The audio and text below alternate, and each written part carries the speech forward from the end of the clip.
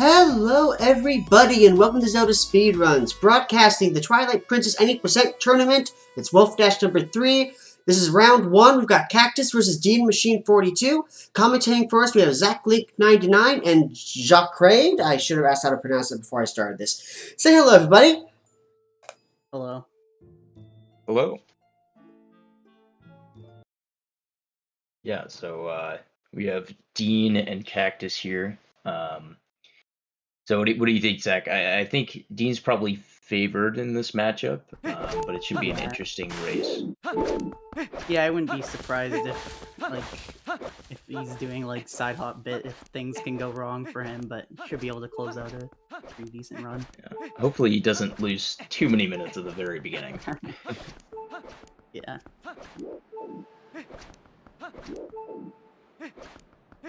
So for those of you who don't know, there's generally in any percent attempts, runners will go for something called side hop bit, where they try to get the frame in midair, and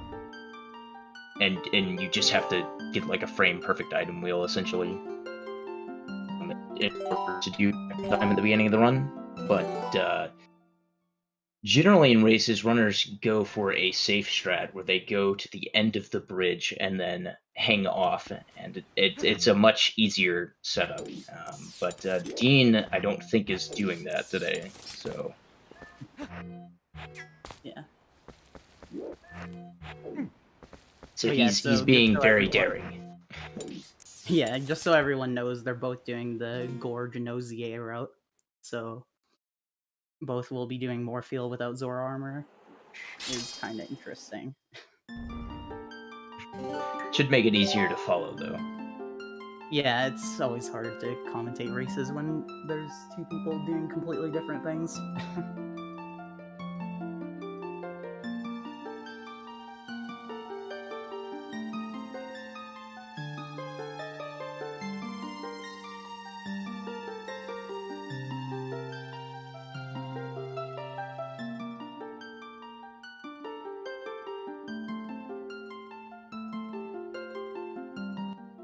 So it looks like we'll be underway soon.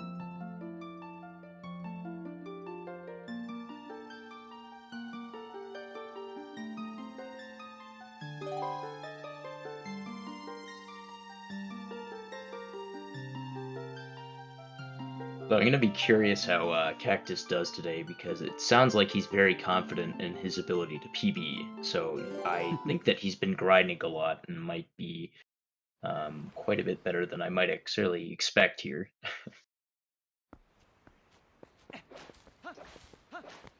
So now we're off to the beginnings. So right away here, they're going to be doing back in time. The way that you need to do it is to void out. And the fastest way to do that is to clip through this gate here. So they're going to pick up a rock to do that.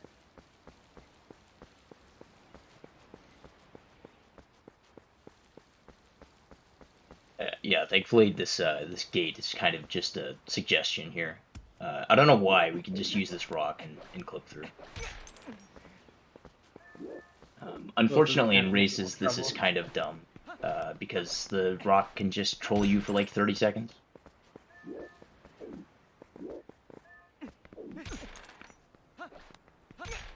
Both of them getting really unlucky here, so DeanMachine's going to side hop off and reset the game. So what this will do is it will load the title screen and void out on the title screen so you could have control. And if you void out and save your game, you get what you had on the title screen, which is mostly just the sword and shield. Yeah, but beyond just the sword and shield, you also have Epona Tamed, which is a story flag that allows you to do some other things, including getting the iron boots really early, which is extremely nice.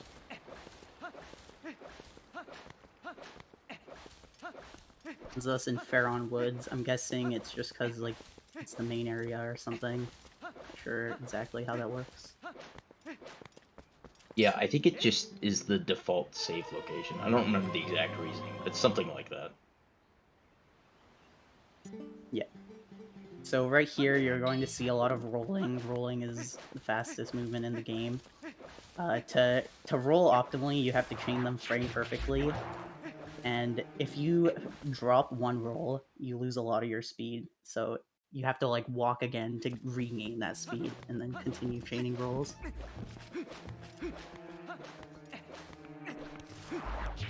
So it can vary by like even like 10 seconds in early game if it goes badly. Yeah, and remind me, Zach, isn't there like a way to tell if you have frame perfect rolls based on like the A button or something?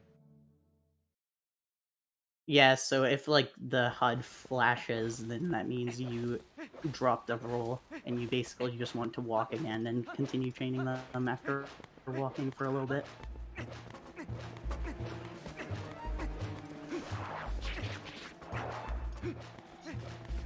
So right now they're going to get a key. This is to get to North Faron so that they could break the cage, which triggers a lot of things, but mainly we just want to get the iron boots right now and do goats so that we could get to the Hyrule Castle sewers, progress with the game. Yeah. So since the game doesn't actually expect you to be able to get to Faron until after doing Ordon Day 1 and like the first half of Ordon Day 2, it's just already set up in the save Tallow stage, which is really nice. So we can just, get here via back in time and immediately go do this. Yeah, another thing to note is they're both playing on different languages. Dean is playing on English, and Kaktus is playing on German. The reason that they're playing on different languages is because if you have a PAL disc, then you can select German, and German is conveniently like 5.5 seconds faster than English. So it's not even that much, so it doesn't really matter.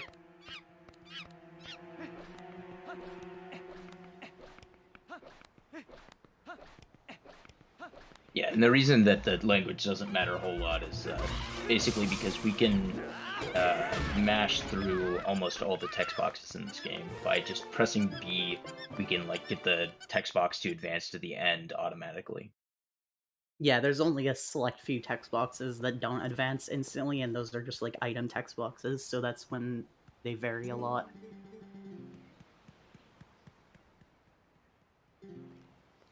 So now that we saved Tallow, we can do goat herding, which will allow us to get to the Hyrule Castle sewers. But on our way to do that, we're actually going to get the iron boots, which will be useful in the middle of the game mostly.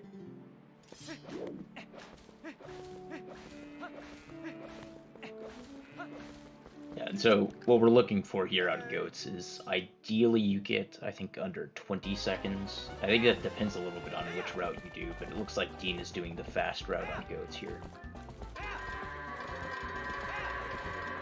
Yeah, so like an ideal goat's time is basically just under 20 seconds, but mostly in races you could see it go really high because most runners have a really high standard on what goat time they get, so they'll reset. So like in full game runs, you'll see them get pretty good goat times, but then in a race it can just go really badly. Yeah, I'm honestly a little bit surprised that more people don't do the safer goats route in races. Yeah, I'm considering it for sure after what happened in the past 2 races I did. Yeah, speaking of which, Kaktus is doing the other goats route, I think, which is the safer one. I'm pretty sure. Although maybe I'm wrong and he did the fast one and I just didn't see the start of it. So the safer goats route just makes sure that the goats never go really far out and you don't have to chase down one of them pretty much. It could sometimes still happen, but usually you can make sure that won't happen.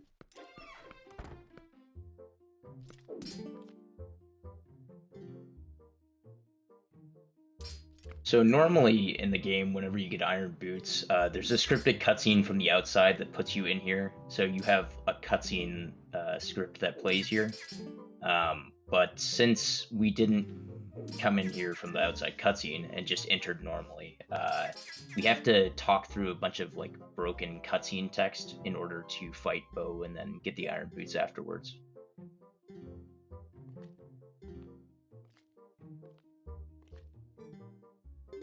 So right here we're getting into the bow fight. The main way to beat the fight quickly is to get him to either dodge or do nothing, at least on the first turn. And if you slap him, you can push him off right after, like you chain them together and you can push him off right away. If you just grab him, he doesn't get pushed far enough, unfortunately. It's really weird because on the first turn he does nothing sometimes, but on the second turn he doesn't have that like, option.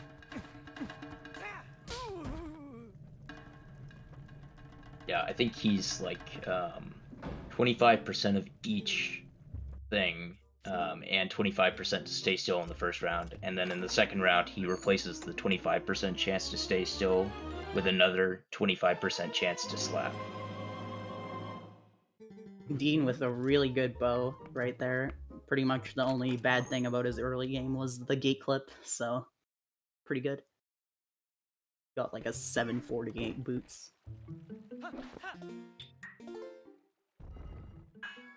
What's unfortunate about races is you could sometimes have Bo just keep slapping you, and that could honestly continue for like 20 seconds. I've seen it before. Yeah, so you saw Dean save there just a minute ago, and Kaktus will probably save as soon as he exits Bo's house in a minute here. The reason that runners are doing that is because they want that save to be able to do a trick called back in time equipped on later in order to get boss flags. That's going to happen whenever they're about to get the boomerang in like 20 minutes or so. Yeah, so after you defeat Bo, any time before you exit Ordon, you can save the game, and it will respawn you there. It's just useful for a trick we'll explain later.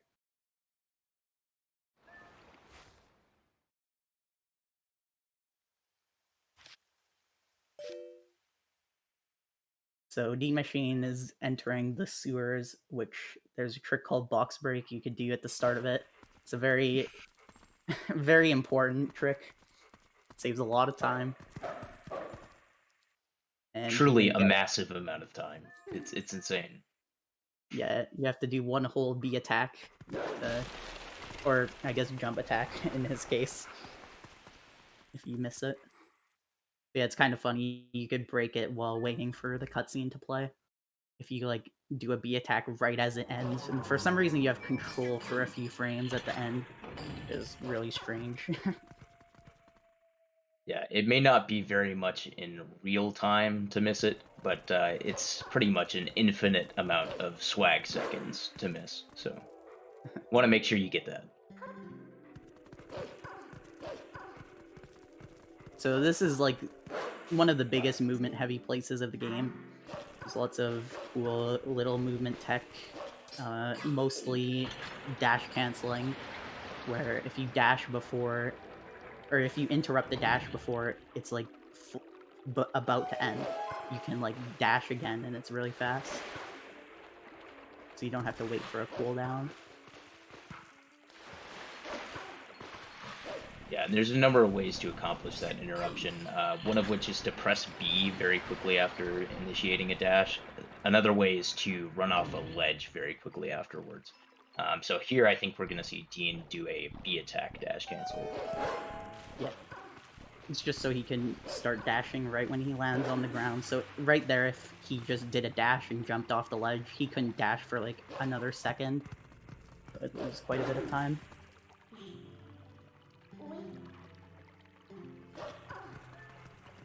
So I think Dean is going to try to skip some text here. Let's see. He got it. Okay.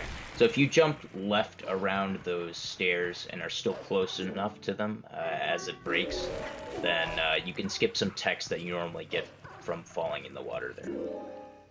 Yeah, it's kind of weird because most midna triggers are really big, but that one's just a small box. If you just jump far enough left, you'll dodge it.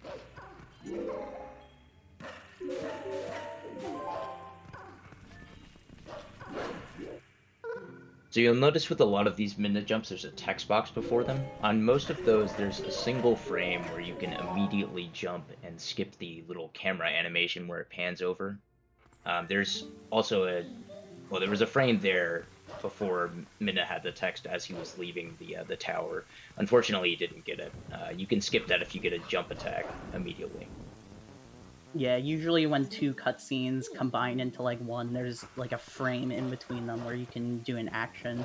So you'll see them use that a lot in this run.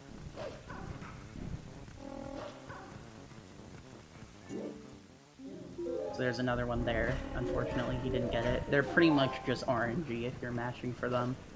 Don't really have control over it. Fun fact is, in the HD version, you can just hold the A button and it buffers it to the first possible frame, which is really cool. Yep, and it would make a specific trick in this run far, far easier. But unfortunately, it doesn't work on the GameCube version. It's kind of funny how, like, the wrong version has the wrong thing. Yep. So right here, after the sewers, we're going to need to get a sword and shield.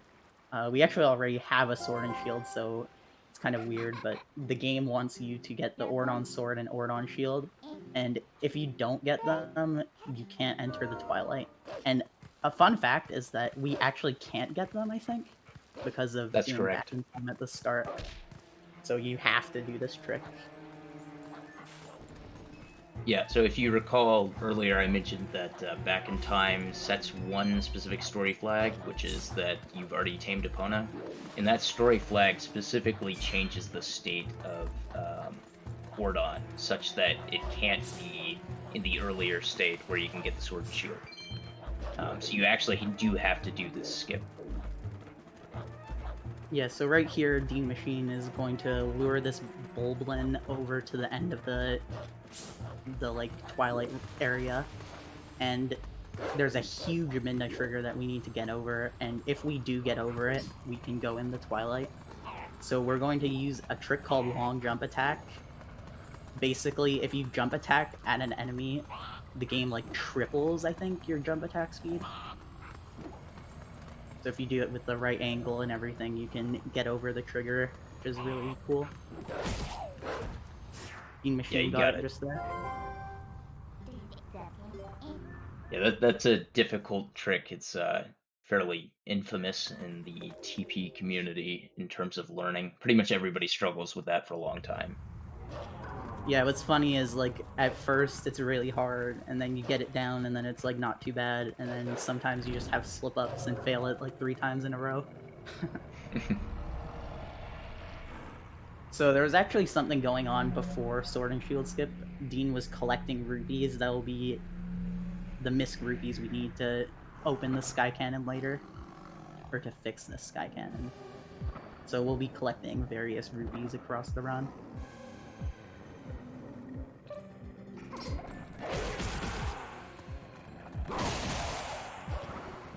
Yeah, pretty much any rupees that don't actually cost any time to collect, we're going to want to get, because we want as many rupees as possible to help us get to 300.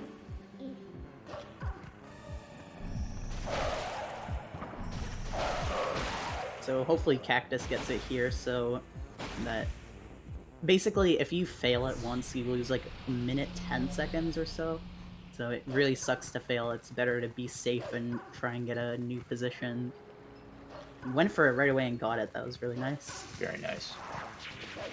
It's pretty rare to see a race with 2 people not have it. Have a fail occasionally. Yeah. It's really good that they both got it. Yeah, and the reason why it loses over a minute is because you have to actually void out to reset Hugo's health. Hugo being the name of the Bulblin there. Because he has to be on full health to stay alive after the first jump attack so you can do the enemy LJA in the first place. Yeah. It's kind of crazy how that works. There's just one conveniently placed Bulblin that you could use to jump over the trigger, or else you couldn't do back in time at the start. You'll notice it's a common pattern with this game that there's lots of insane things that barely don't work, or barely do work, my bad. Well, there's also a number of things that barely don't work, but in this case, it barely works, yes.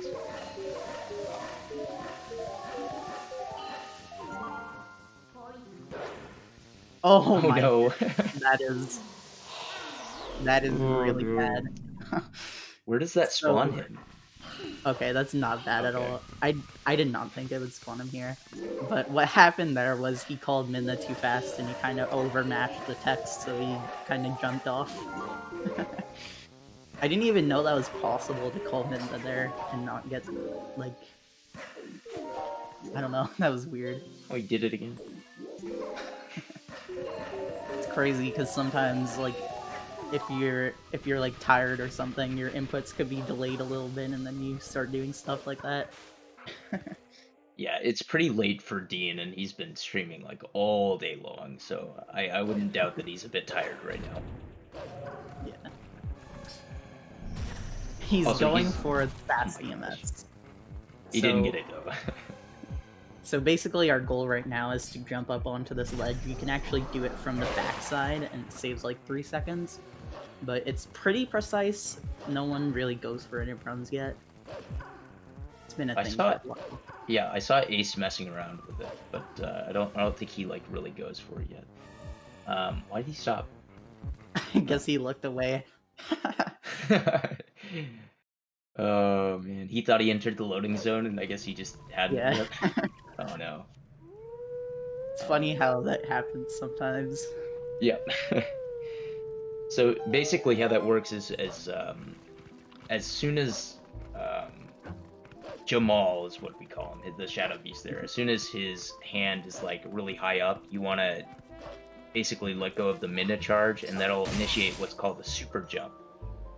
So we gain a lot of height to get up onto that ledge, and thankfully, at least in the SD version, we can just walk over to the Sacred Grove.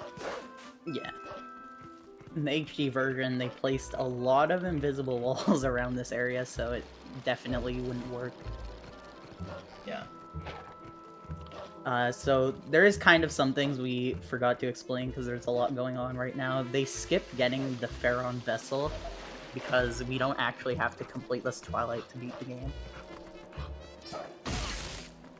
So the reason that we did this super jump is so we could get the Master Sword early, and we can transform even in Twilights, and they'll let us skip this one.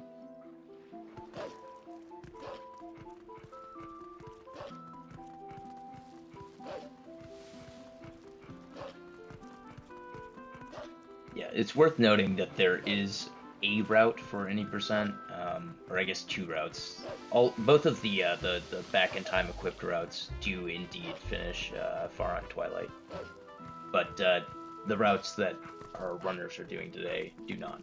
So. Yeah. The reason that they would need to complete Pharaon, Twilight, and those routes is just to set up back in time equipped, because you can't set it up once you've entered Pharaon, Twilight unless you complete it. Right, yeah, for back in time equipped, you have to have a very specific type of file where the spawn ID and the room and I think the state are all compatible with the King Bulblin 1 map. And so one of those that's pretty fast to get is the sort of entrance to Faron Woods at the south end after completing Twilight, and so you have to beat the Faron Twilight in that specific route.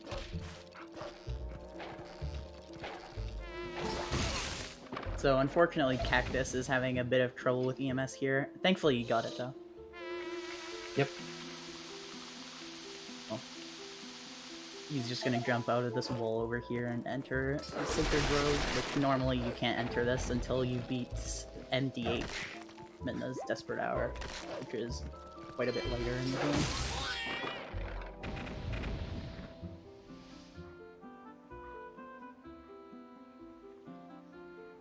Having trouble with the song over here, unfortunately.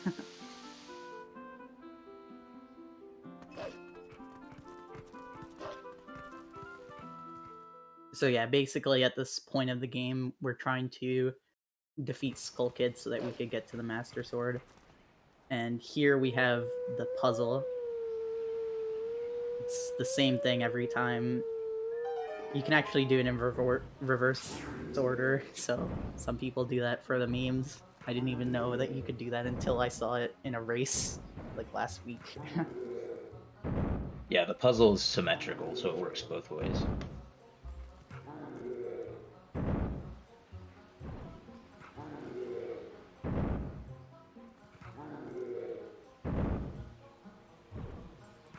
So earlier we mentioned something about long jump attacks with Hugo, our little Bulblin friend who helped us get into far on Twilight. Now, I think it would be great if we could basically just do such a long jump attack anywhere. And so, since whoever designed this route had that in mind as well, we are going to go get the boomerang so that we basically can do just that. Because the boomerang can perform a similar function. Basically, if it's over a void or out of bounds or over some area that's higher than Link, you can do a long jump attack towards wherever the boomerang is. It's kind of crazy because they accidentally patched it in the Wii version. It's kind of a funny thing.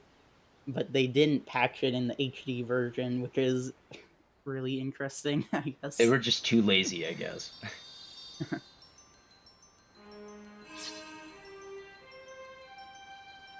Yeah, so pretty much how the long jump attacks work is that it operates off of like the camera, as far as I can tell, and like the targeting system. And so when you throw the boomerang, you'll notice that the camera follows it. And thankfully on the GameCube version, it continues to follow it when your sword is out, which means that you're like actually sort of targeting the boomerang and do a long jump attack that way. But on the Wii version, when you take out your sword, it actually untargets the boomerang, which is very unfortunate because it makes the long jump attack impossible.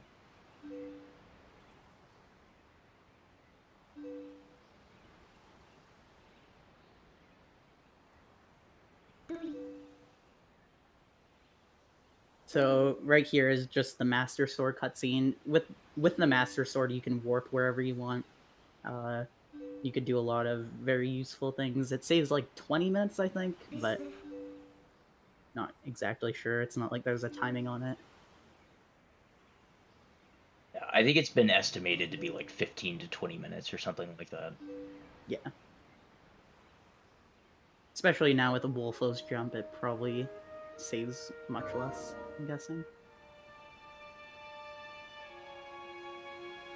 Yeah, well, I think the Wolfdash jump thing basically just cut into the map glitch time save more than anything.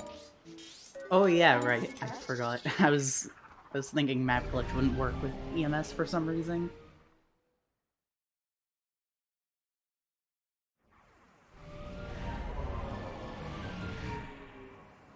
So yeah, right here, once we have the Master Sword, we're going to warp back to South Pharaon and run to the Forest Temple entrance.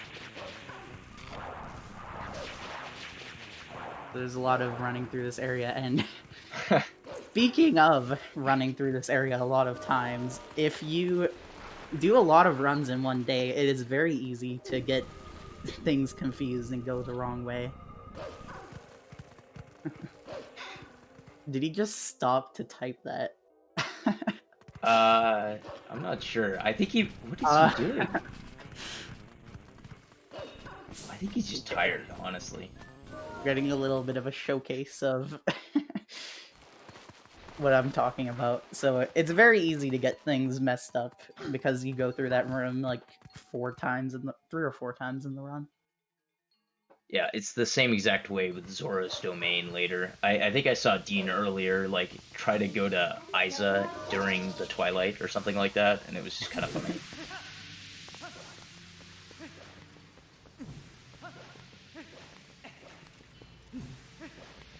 So right here, we're going through the Purple Mist. It's just much faster than going through all the Midna jumps. It's a little annoying because the mist is really weird with how you swing the lantern. You have to wait a certain amount of time before swinging it again before it tries to clear more mist. Very annoying. So like some people might even have more trouble doing a 4 lantern swing than a 3 one, for example.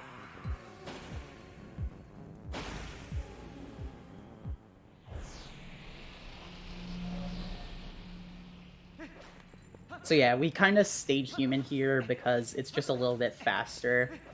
Kill the Shadow Beast as human, and then so we could enter the Forest Temple instead of transforming twice. I really hope Dean saves here. Yeah, I think he does the save strat, so he should be fine. I'm But not 100%. I also really hope that that riff in the chat doesn't mean that he didn't save. I don't know. Said that quite early, so probably not. Okay, he saved. All right, we're fine. We're good. So right here is a very interesting sequence of events. We're gonna save the game, and we're gonna do back in time through the backside of this room, kind of clip out of bounds and do back in time, which is quite insane. And once we do that, we're going to load a file, but then we're gonna load file select and then void out right after, and then load a file, and it kind of like spawns us in the King Bolin fight. And if you reset the game and skip this cutscene, you keep boss flags from the fight, which will be used to skip the monkeys in the Forest Temple. Yeah, so there's basically a value in the game that's tracked whenever you skip a cutscene at the start of a boss fight, so that when you die, it doesn't like replay the cutscene. And that happens with King Boblin 1, especially during that cutscene. It has like a bunch of boss flags that count down until the end of the cutscene. So when we skip it and then reset, we actually save a certain number of those. And they happen to also be used to track the number of monkeys that you have in Forest Temple here. So you'll notice, right now we only have 1, but whenever we go through a specific door, we're just gonna randomly have 4 monkeys. Yeah, what's interesting is like the value is counting down, and then if you reset, it like persists the same value that it was at during the reset, and it keeps it. So it stops counting down conveniently.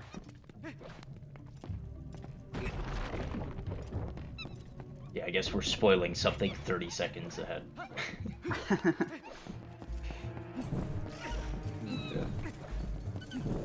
I guess it's really shocking. It's supposed to be really shocking when we go out of the store and see the 4 monkeys. Oh, and there they are. They're just right there. It's great. It's kind of funny because I think that this glitch was kind of sort of found earlier. I'm not 100% sure on it, but I feel like I've seen videos of it before the actual discovery. Like someone having it happen randomly, but they didn't understand it. If I'm correct. Yeah, that sounds a lot like text displacement, where we had an instance of it extremely early on, and then we didn't understand it until like 2 years ago. Crazy. Yeah. So yeah, right there, we kind of just skipped saving 4 monkeys before getting to the boomerang. You actually don't need all 4 monkeys, you can get like 2 of them, but it's much faster to do this. Yeah, one perk of the Master Sword is that we can 1-cycle several of these mini bosses that we would otherwise have to 2-cycle. Yeah. And that's really nice on Ook because he hops around a random number of times, so being able to limit that RNG to 1 cycle instead of 2 is very helpful. So Kaktus is doing like a setup here to make sure that he flips out the back side of the room to do the back in time.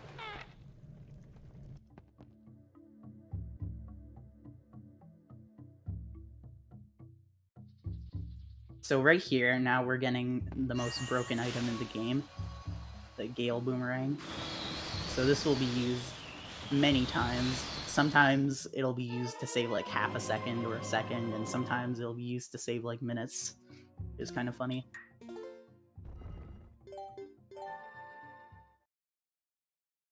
So this is the first example of using like save warping to just skip backtracking. You'll see occasionally. It's not as useful as it is in other Zelda games, but we definitely do see it.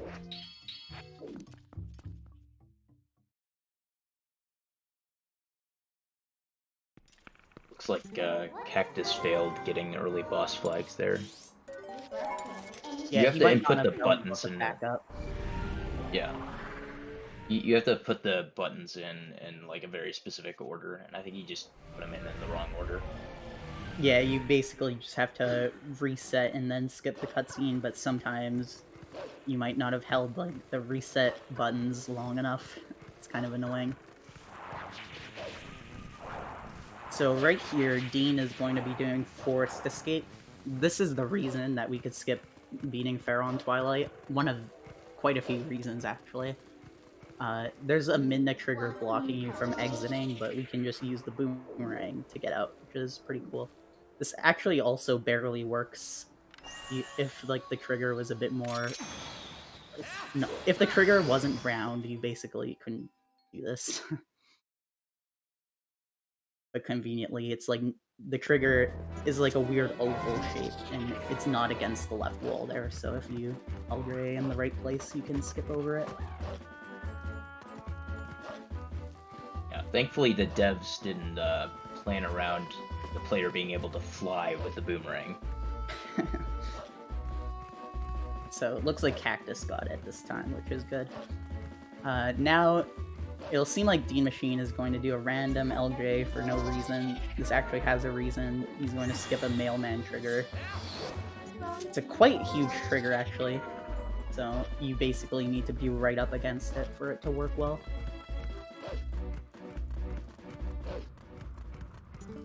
Alright, Zach, do you think that Dean is going to be capable of just pressing A in a minute here?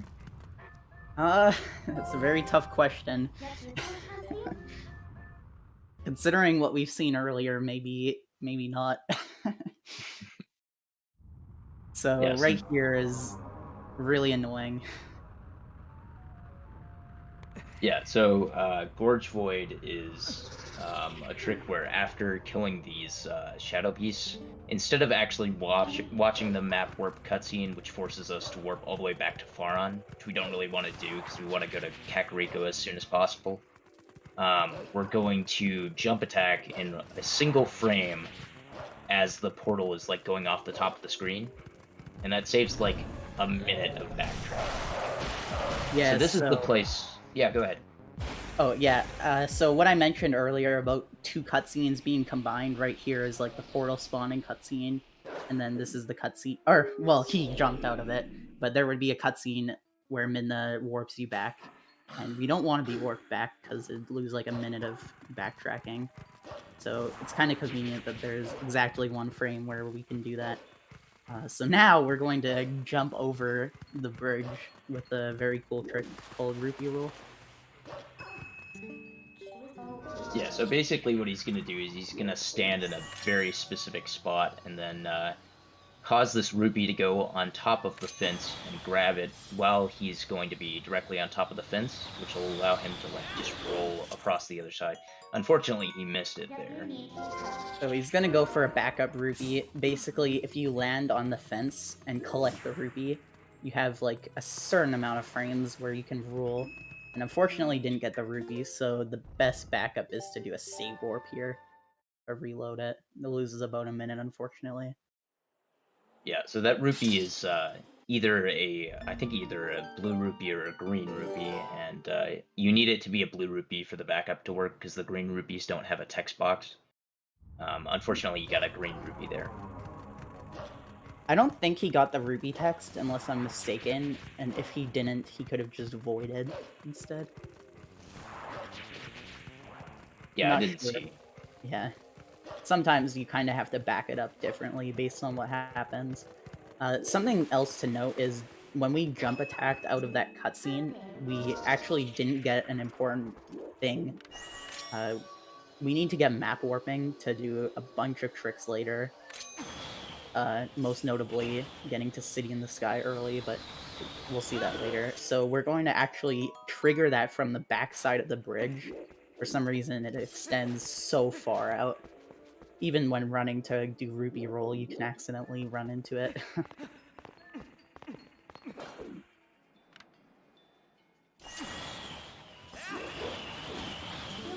Right there, pretty cool LJ over the bridge. Yeah, and you'll see after Dean digs under the fence here, he's gonna do some like kind of weird looking movement. That's because, once again, he's walking around a sort of circular trigger here that would normally cause King Boblin 1 to appear, and that would lose us some time.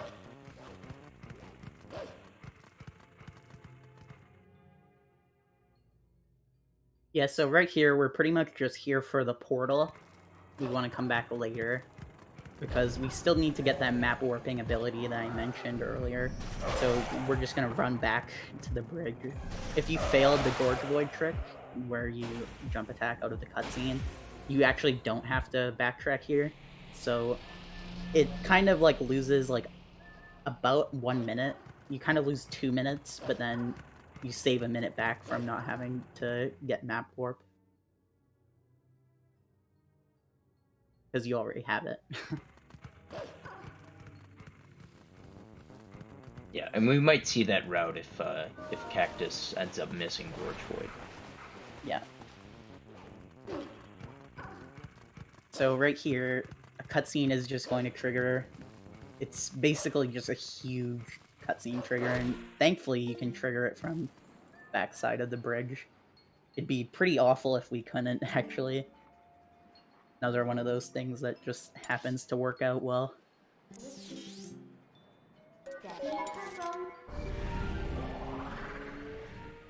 So now we're going to use that Force Warp back to South Pharaon because we actually want to go there now to go do Pillar Clip. And, well, first we're going to do another Forest Escape and then a few other tricks to get there. Yeah, so essentially right now we're just trying to get to Lake Hylia early, and so this does a number of things. First of all, since we have the Master Sword, we can actually just go ahead and get the Claw Shot right now, which is going to save time later.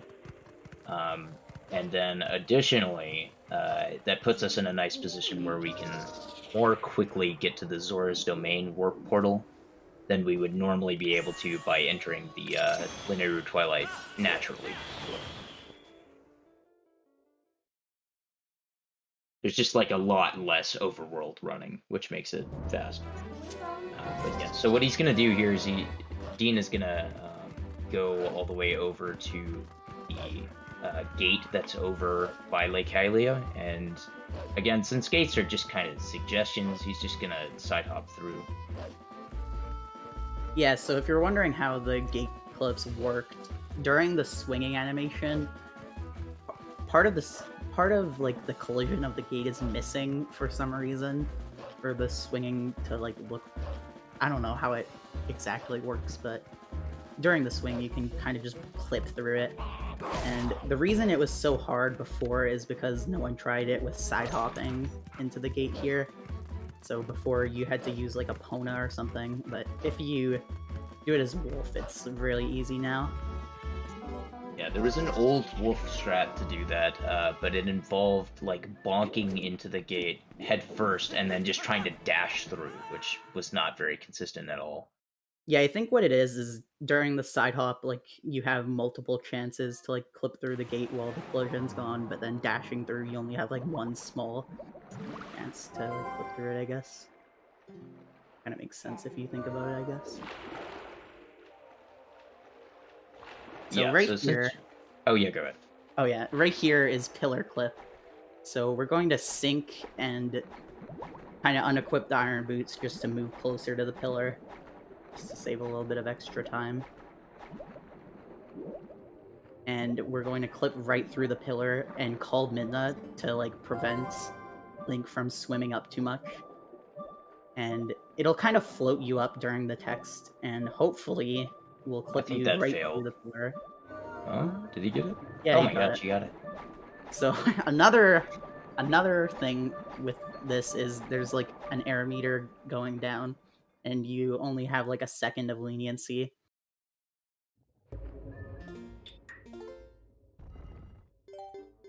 And you were mentioning some things that like just barely work. This is one of those things where for some reason the devs decided that in the Lakebed Temple, if you have watched the Master Sword cutscene and therefore have the Master Sword, whenever you save warp here, it'll actually put you all the way through this tunnel. Whereas if you just had the Ordon Sword, you wouldn't actually move at all, and you couldn't get through this tunnel.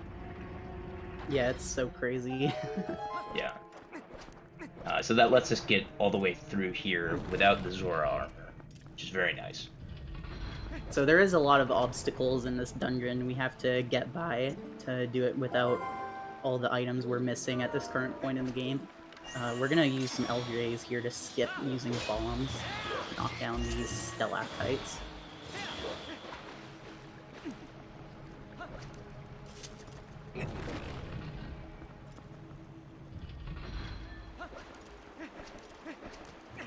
So right here, I believe Dean is going to be doing a slower, kind of like old route that loses like a couple seconds. But you can skip doing this double LJ here. It's a little annoying, so some runners obviously prefer just doing the LJs, I guess. So the new strat is like, how many days old now? It's like less than a couple weeks, so yeah. I don't blame people for not spending like several hours trying to learn, you know, a 3-second time save when they need to be practicing for a tournament. Yeah, mostly joking around.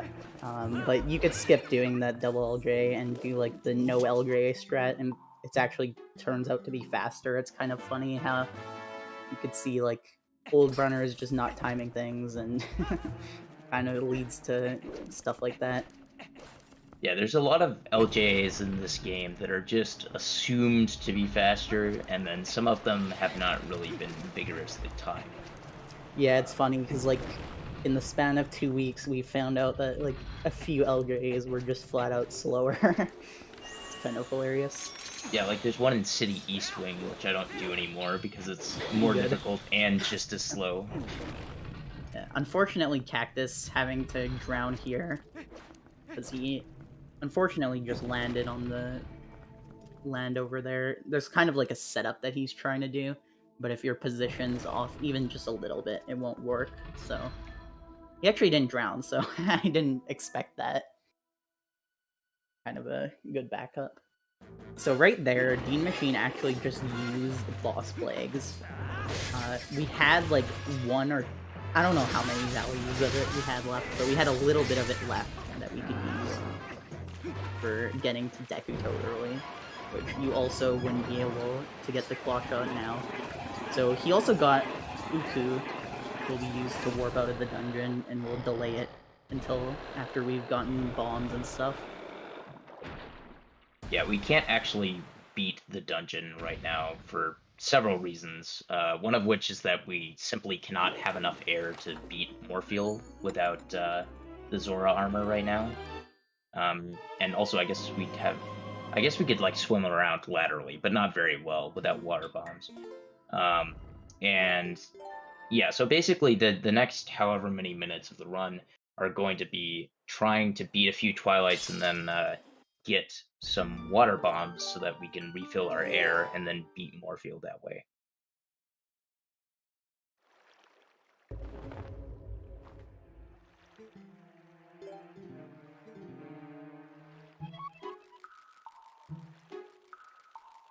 So hopefully Kaktus can get pillow clips soon. I think he's getting a little bit frustrated. Hopefully, I think he's doing like a bit of a setup here to like try to get in the exact position. Hopefully it works out soon. Meanwhile, Dean has Uku'd out of Lake Bed, and he's gonna go do the Kargarok flight. Now, there's a actually kind of cool strat you can do here, where you basically lure the Kargarok with the Boblin on it into the water, such that the Boblin touches the water. And Boblins are, for some reason in this game, just totally allergic to water. So when he touches the water, he just dies.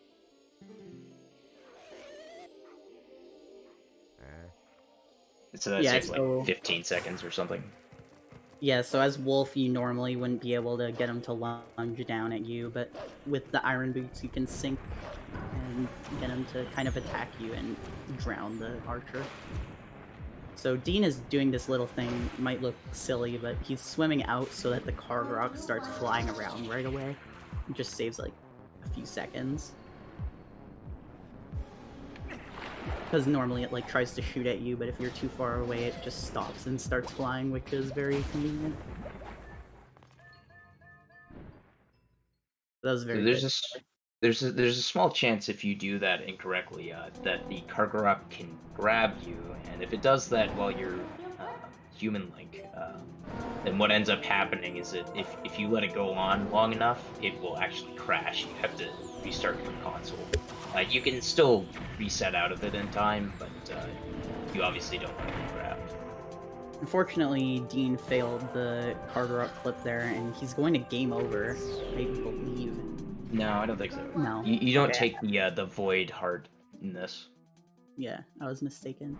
Thankfully, not though. But something you might have noticed is right when the card rock flight started, he was human-like still. And for some reason it places Link out of bounds, so you can just transform the wolf and it brings you to the card rock. It's kind of weird.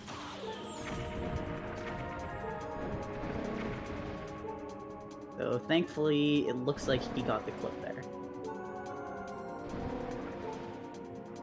Yeah, and this clip saves, what, like 8 seconds?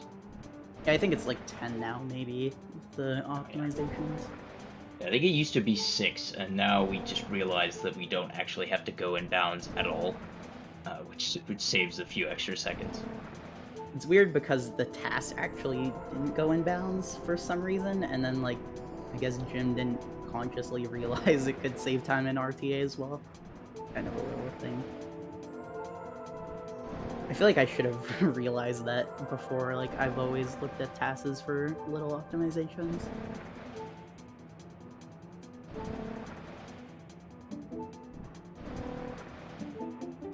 So basically, once you're past this, like, point in the room, it's probably just like a coordinate. Once you pass it, it triggers the loading zone.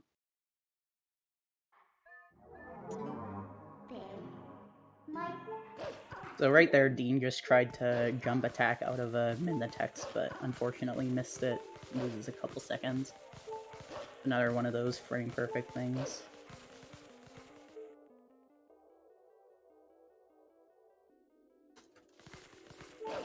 Part of me wonders if Kaktus might have a little more success just trying to do the setup-less version. It sounds like he doesn't know how to do the backup, and at least for me, I found learning setup-less to be surprisingly easy.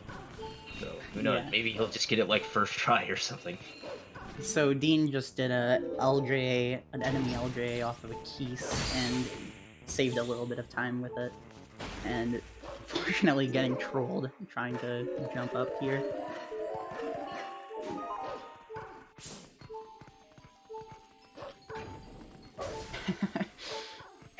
Didn't want to get hit with the icicle. He's very close to dying. Hopefully he doesn't get hit by the shadow beasts up here. Yeah, once he's past that, it'll be fine, because the Tears of Light heal you, which is very nice. Because we're going to be doing Elden Twilight right away. So we're just gonna warp right there. If we failed the trick earlier, we'd have to warp to South Pharaon and run back to Forest Escape and all that stuff. Yeah, we'll get to see Kaktus do that later, I think, because I'm pretty sure he failed Gorge Void. Yeah, unfortunately, called Midna just barely too late. Yeah, that was extremely close to working.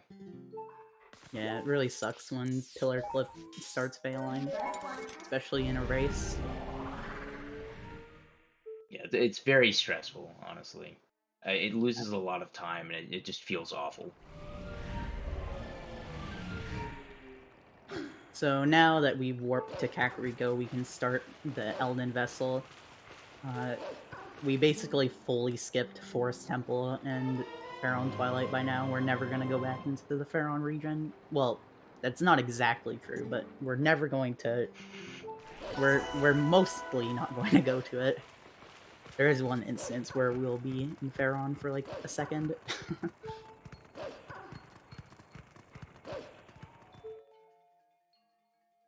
So right now, Dean is going to do kind of a weird Kakariko route. Normally you'd like go into the sanctuary, go through the bottom of it, but we're actually going to side hop into the well here, and we're kind of doing like a backwards route. Saves like, I don't know how much it saves, but it's probably like 20 seconds or something. Yeah, you'll also notice that he killed the bug outside of the well, but didn't actually grab the tear yet. And that's because these tears actually take a little bit of time before you can grab them, at least on the standard definition version. It'll be grabbable immediately as soon as he re-enters the area. So it's faster to basically just let the bug explode, and then go into the well and come back out and immediately get the tier. Yeah, so in like the HD version, it's like slightly faster to not go through the graveyard. You just warp out of that area. It's kind of interesting.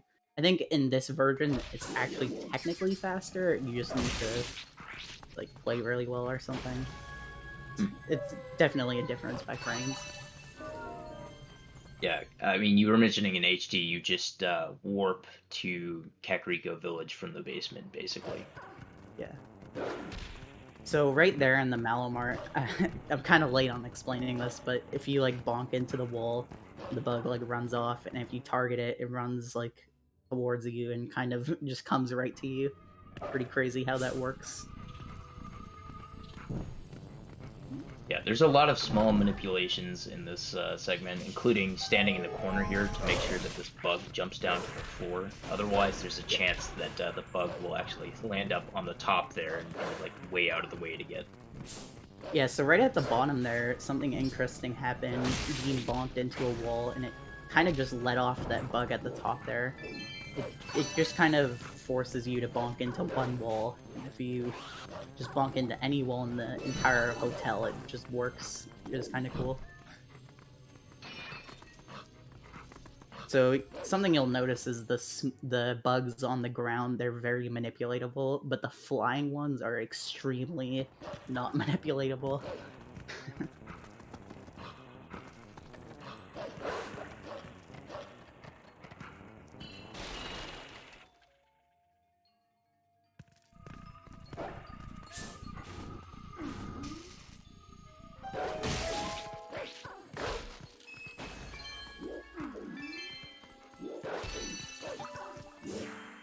Hopefully Kaktus can get Pillar Clip here. I'm wishing him the best of luck right now. We'll see. Yeah, it's a really difficult trick once you start running. For like top runners, it becomes like second nature because it's pretty much just the same thing every time. Yeah, so did you learn this with the setup initially, or did you just learn setup list whenever you were first doing this? I think I used setup at first, but it was mostly because people were like, oh, the setup list is so hard, because I did mess with tricks in this game like a really long time ago. And I don't even think setup list was a thing people did. Gotcha. It was like too hard or whatever. It's kind of funny because like, at the start people did setup lists and then they stopped and then they started again. Yeah, so Dean is doing a trick called Wolf Bomb House Skip here, where he can just jump across some railings as the wolf and then kill the bug before it goes into the bomb house and get those cheers really early, which is very nice. Yeah, so it unloads the house but keeps the collision loaded, but unloads the loading zone as well, or something like that. You could kind of just go in and collect the tiers. A very weird trick, to be honest.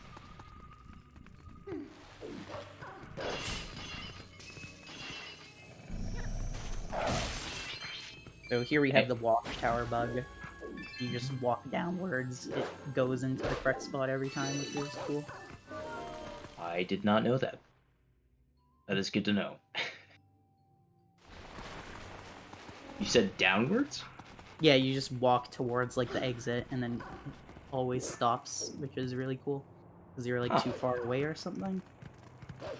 The more you know.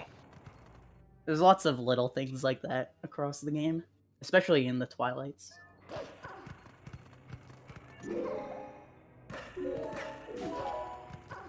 Yeah, but back to Pillar Clip, the reason I want to mention that is because if anybody is like in chat and decides to learn to run TP, personally I had like way more success learning setup list compared to setup.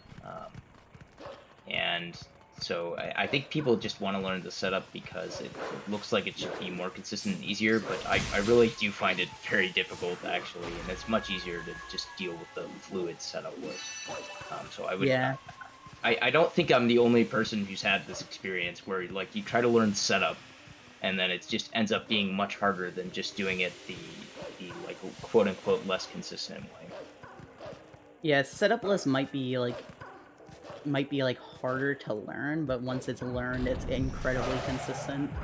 Like, I'd say maybe 1 in 20 runs fail it. It's crazy how consistent you can get with it once you learn it.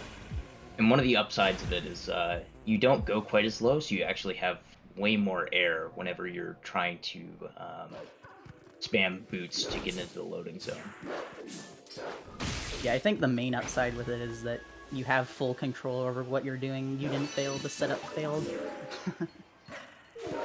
But thankfully, it looks like he's got this here as long as the air is fine. Oh, you got it. Very nice. Oh, goodness. That loading zone extends so far upward, so you didn't need to go as low. But thankfully, it still worked. That was really scary. Meanwhile, Dean here finished Elden Twilight. You may be thinking, we're done with the Twilights, let's go. But we're going to start another Twilight right now. Yeah, we already got the portal for Zora's Domain, so we've already done like half of Linearu Twilight. Basically, we just need to warp the meteor and then go get the vessel and spend like, what is it, like 12 minutes or something getting all the bugs? Yeah, it's like 9.5 minutes after you get the vessel, I mean. Oh, right, yeah. So right here, we're going to warp this meteor as human. Normally, this isn't possible, but early Master Sword. So if you warp it as human, there's actually like one frame where you can jump, or not jump attack, side hop out, and you can skip Rutella by going underwater. So it's kind of interesting. There's a huge series of cutscene skips here that we're gonna do. Yeah. Of course, for some reason, this like one frame trick to side hop out of this cutscene feels like it's 100th of a frame. I don't know why. Yeah. So he got it. He side hopped out of the cutscene, and now you sink below, and you're not on like the ground, so it doesn't trigger the Rutella cutscene. So we're gonna have to skip that twice, actually. It doesn't really save all that much because we have to skip it twice, but it's still nice.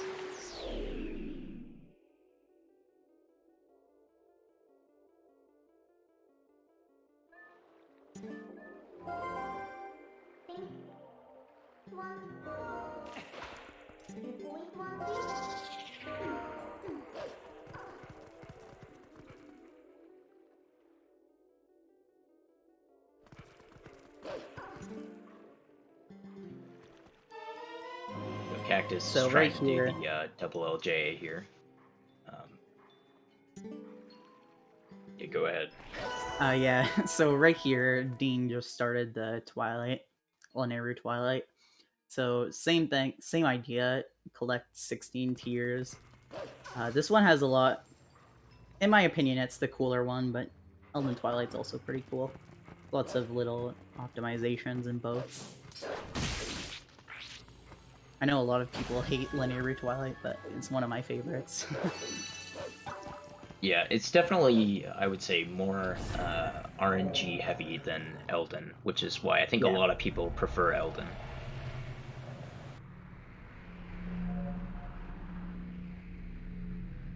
So right here, we're getting the Lake Hylia portal.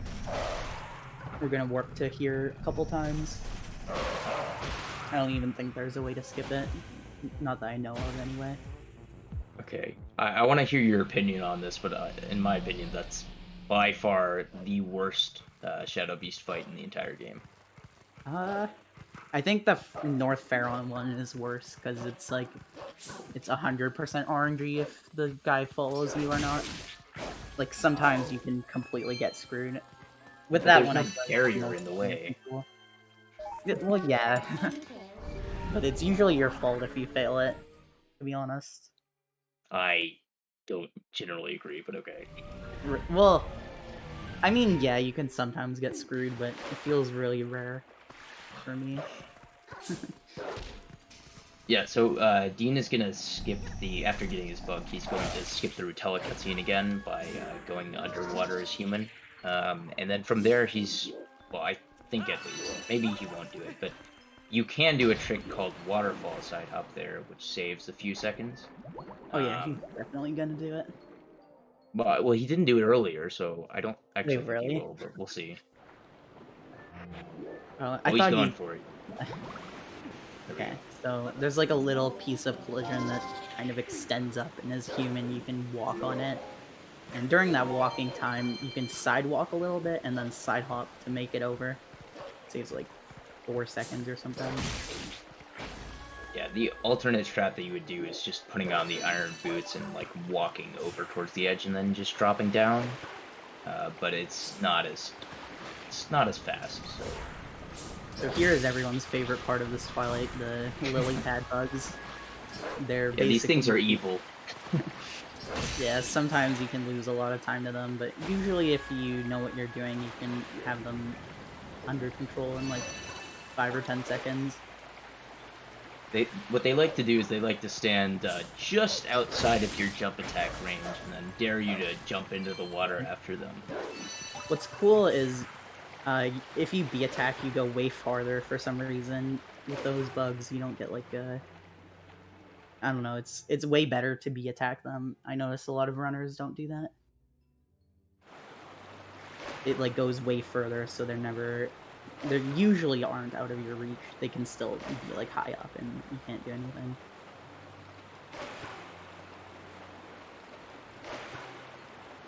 What's crazy is you could kill them both in one go if you get really lucky. And it saves like 5 seconds over the second best alternative. It was kind of nuts.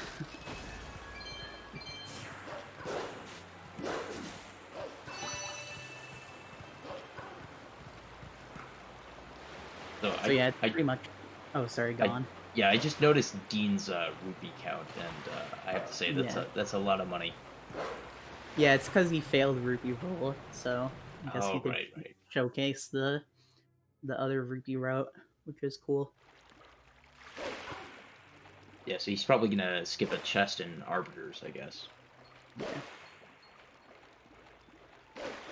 So right here is just running for like a minute and a half or something. It's a pretty chill segment. It's kind of why I like it. There's not too much going on other than the RNG. It's just like you get to chill after a lot of hard gameplay.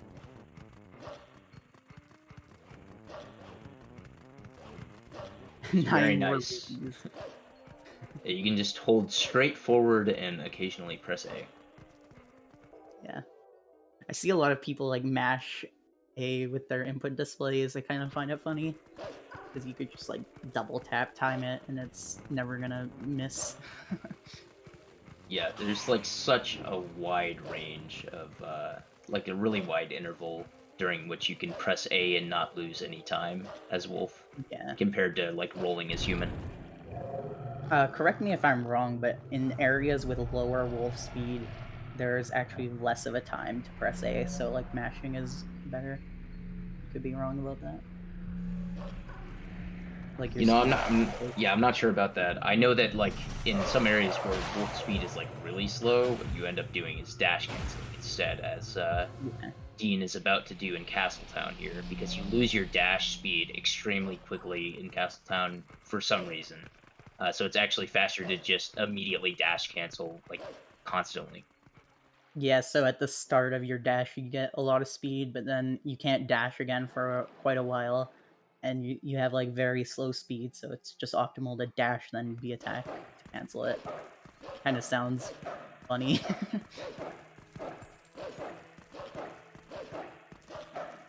So, a little fun fact here is these like, spirits are RNG, so sometimes they could, like, block you.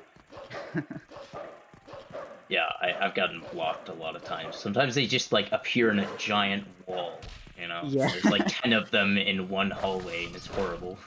I've had it one time where one of them was, like, blocking the side hop to the bug over here. I didn't even know that could happen until I had it happen. So right there, Dean just did like a manipulation for the bug. If you break the boxes and jump off, it like always comes down. You can kill it right away. It always comes down if you break the boxes in a certain way, that is. Yeah, you kind of want to just, like, jump attack into the corner, kind of towards, like, the right side of the boxes, basically, and then it just immediately goes down. Yeah. Basically, any flying bug is completely out of your control, and then any, like, grounded bug is pretty much all in your control. For the most part.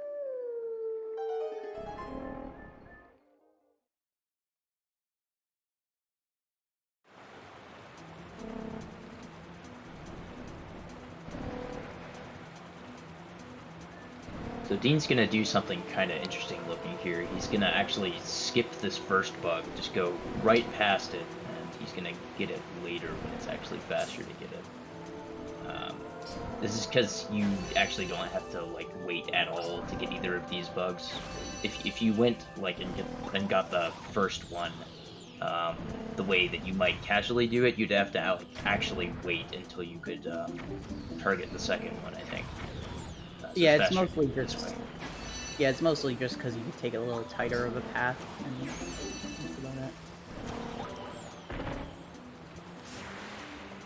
So right here, if you bonk, you can get sent back to Lake Hylia, which is what we want, because he has all tiers except for 2 of them. One of them is right where he respawns conveniently, and the last one is the boss bug. So I think Kaktus is kind of forgetting where to warp here. He needs to go to... There we go, he remembered to go to South Faron. So he missed Forge Void earlier, which means that he has to backtrack from South Faron to go do Rupee Roll and then get to Kakariko. So we can see him do the alternate route here.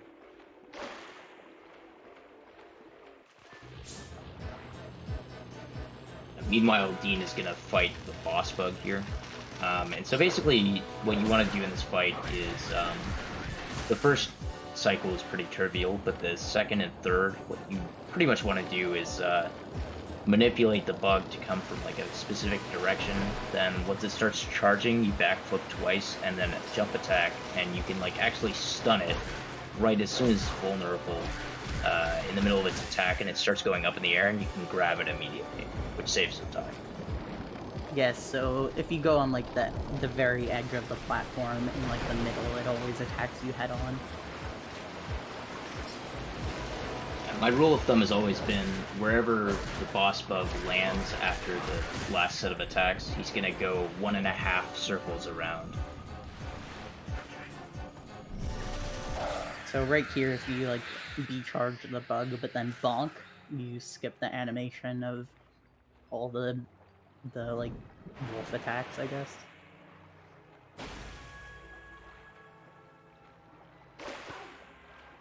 So a micro optimization here is Dean is going to collect the tier and turn around. It just saves a little bit of lag during the fade out.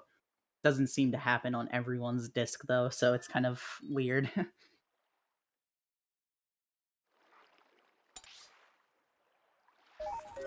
Okay, so we mentioned before that we need water bombs in order to refill our air during the Morpheal fight, so that we can beat Lakebed and continue on with the run.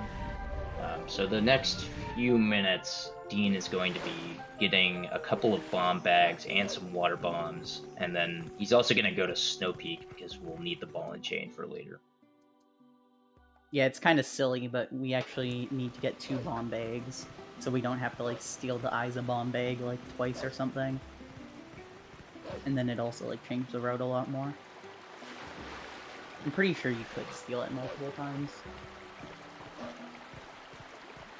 But yeah, we're gonna steal a bomb bag by ukuing out once we get lent a bomb bag, basically.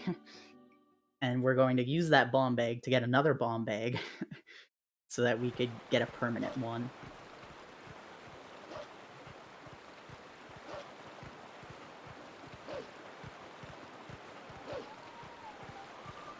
Also, Dean is going to howl at this Howling Stone.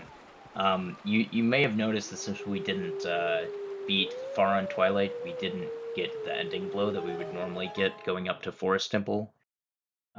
We actually do need that to do the final hit on Ganondorf. It is required for like literally nothing else.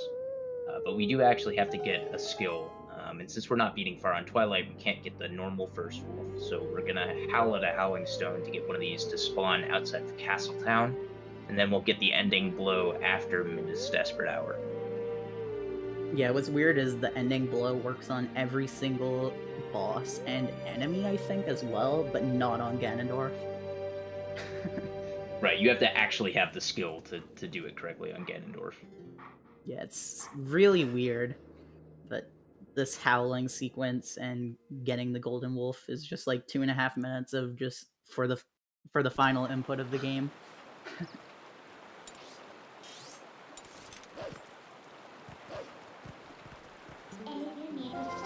So right here, Kaktus is getting the Elden Vessel, so now he'll start the Elden Twilight.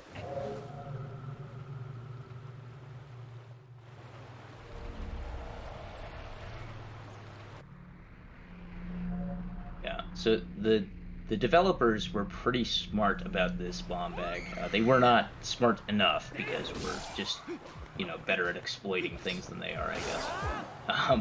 But they did plan in some ways for you not to be able to steal this bomb bag that you get temporarily. So they'll remove it if you try to just walk out or save warp or game over in this room here. But they did not plan for you to be able to Uku out or to warp out as Wolf. And in this case, since we have the Uku, we can just kind of warp away with the bomb bag. Yeah, it's weird because I think you can maybe do this casually, potentially. Well, obviously, no one would think about that, but I don't think there's anything stopping you from getting an Uku and going in there. Could be wrong, though. Yeah, I don't think there would be anything. I'm pretty sure you can get here before Lake Bed casually. Okay, so Dean is doing a strat where you drop the bombs, but it's slightly faster to press the bomb and then claw shot so that it drops sooner. Unfortunately, he definitely didn't save time with it. You have to do it extremely optimally to save time. It did look cool though. Yeah, it's very cool. You basically mash Y and X, but in kind of a rhythm. It's definitely not worth it in actual runs, because one failed thing and you're losing time.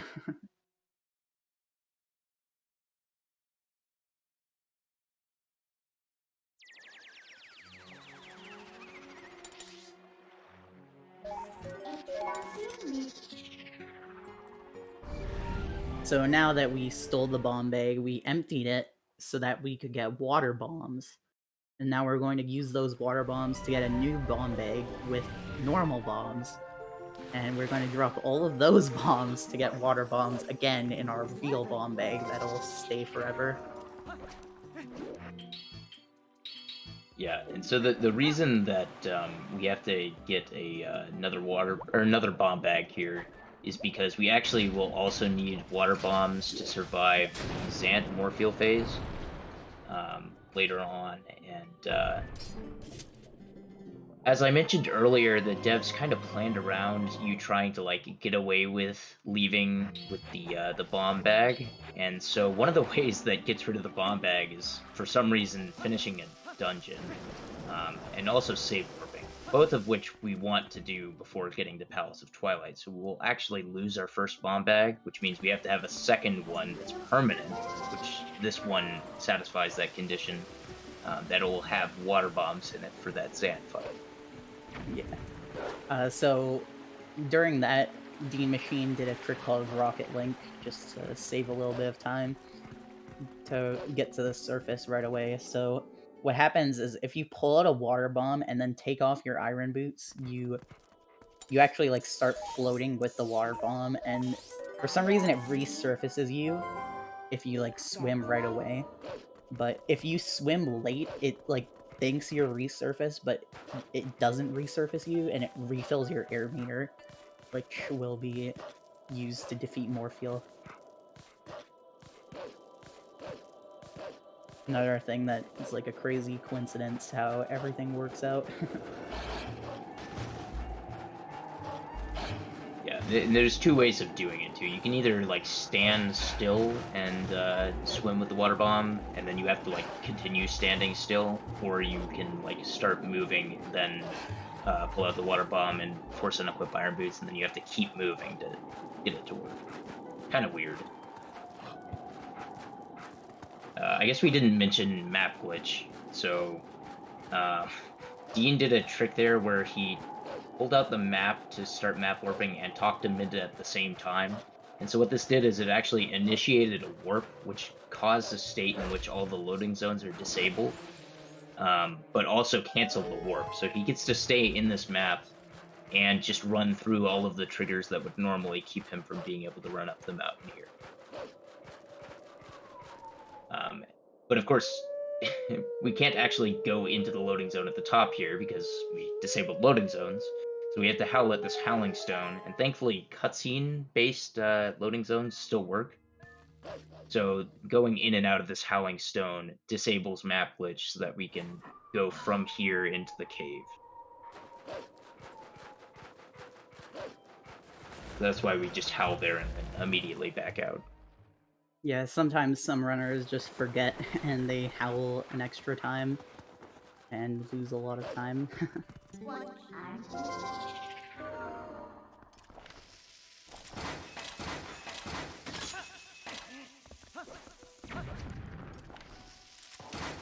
Yeah, I suppose you might be wondering, if you're in chat, why we don't just howl fully there rather than at the one in Upper Zorus River. And the reason for that is essentially because, although it appears, I think, in Kakariko Graveyard, it doesn't actually appear there unless, I believe, you beat King Bulblin 1 or get Zora armor, or both. And we don't do that in this run, so it wouldn't be there. So right there, Dean skipped the messenger fight, so he won't have the warp portal. But what this does is there's like a foggy effect until you've beaten the shadow beast. But for some reason it doesn't like remove it, so he kind of has to snowboard blind. And it's really awful because you can't see anything for the most part. In the HD version with the better like rendering and quality, you can see way better, so it's not even a problem. Yeah, we still call it blind snowboarding, but it's kind of a joke.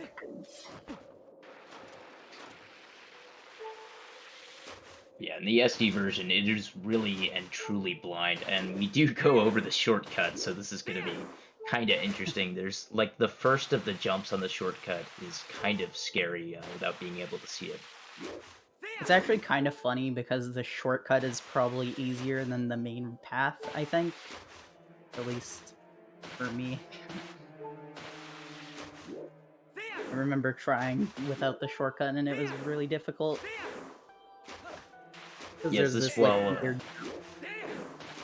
yeah, I got you. Is this while like doing blind snowboarding you tried to do the non-shortcut version? Yeah, that might be difficult.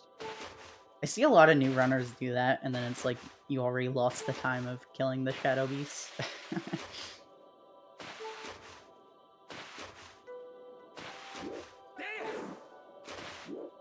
There's a question if Kaktus is super behind or if he's doing a different route. He's pretty far behind. Yeah, he had a lot of problems with, well, EMS and then also Pillar Clip. So that cost a lot of time. So you might have noticed Dean was doing a bunch of jumping with the snowboard. It actually, like, you have a higher speed in the air, so you want to keep jumping to keep that high speed. Yeah, also, does that save time, like, literally everywhere, or is it only when you're going uphill that saves time? It saves time literally everywhere, as long as you're not, like, going too wide or anything doing them. Interesting. There's nothing preventing us from claw-shotting through this floor for whatever reason. Yeah, so they have, like, one-sided collision because you're normally not supposed to be able to get over there. So yeah, we're basically in Snow Peak just to get the ball and chain, just like how we went in Forest Temple just to get the boomerang. So while we're doing all this, we're dropping as many bombs as we can.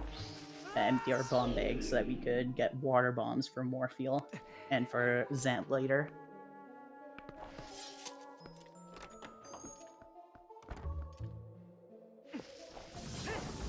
Also, the floor just doesn't exist there for some reason. Yeah, it's actually patched in HD, I think, right? Yeah, although I don't remember if that's because they, like, changed Link's collision or because they changed the floor. I think it was because they changed Link's collision. Okay, so it was, like, inadvertently patched, I guess. Yeah. So a lot of the, to answer your question, Chad, a lot of these tricks do also work in the Wii version. Some of them don't, like the boomerang long jump attack, but most do, especially in the 1.0 version. Yeah, there's actually a lot more tricks in the Wii 1.0 version. It's just those extra tricks don't save anywhere near as much time as the tricks GameCube has over Wii. It's pretty much just one, and that's Gale long jump attacks. Yeah, also we saw Dean, he basically took damage so that he would have invincibility frames, and then use those invincibility frames to jump between the freeze art and the door to get behind it, so that he could get into this fight early. Yeah, what's cool is you could, like, open the door from the back. Yeah, that works for most doors in this game. There are still a few that don't work. Like, I know there's one in Snow Peak that even if you have the key to open it from the wrong side, when it's locked, it, like, crashes, so... Weird, I never knew that. Or, I guess it doesn't crash, but it soft locks. Oh, okay. So right here is the biggest money collection point in the run. We're gonna collect 200 rupees pretty quickly. The first one here, we use the ball and chain to break the statue, and we're gonna side hop into the rupee text. I'm not sure if we mentioned this, or attempt to at least. If you're in the air when you collect a rupee, after like a few frames, it lets you just collect the rupee without the text anyways. It's kind of weird because, like, if you're like in the air a little bit before you hit the ground and you collect the rupee, you still get the text.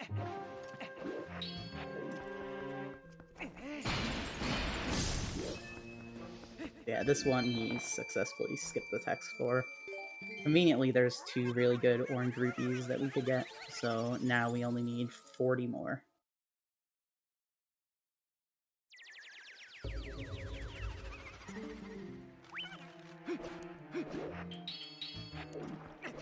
So Kaktus is kind of showing why that particular Shadow Beast fight is definitely the worst one in the game.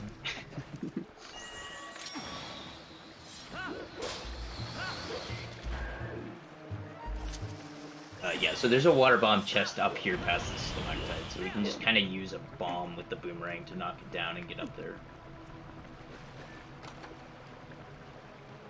What's funny is you can just like LJ over, but it ends up being slower. And I didn't catch what happened, but Kaktus unfortunately fell into the water. Oh no. It always sucks when that happens, because the best alternative is to swim around for like half a minute.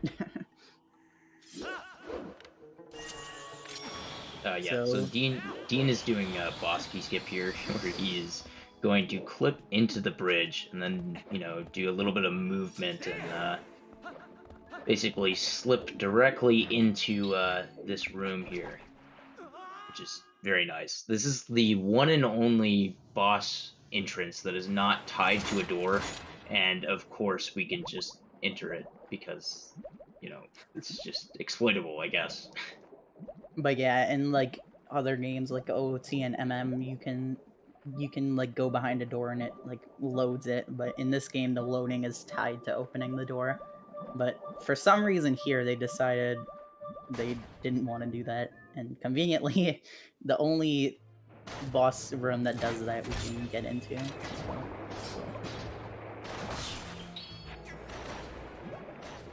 So right now, rude eyeball.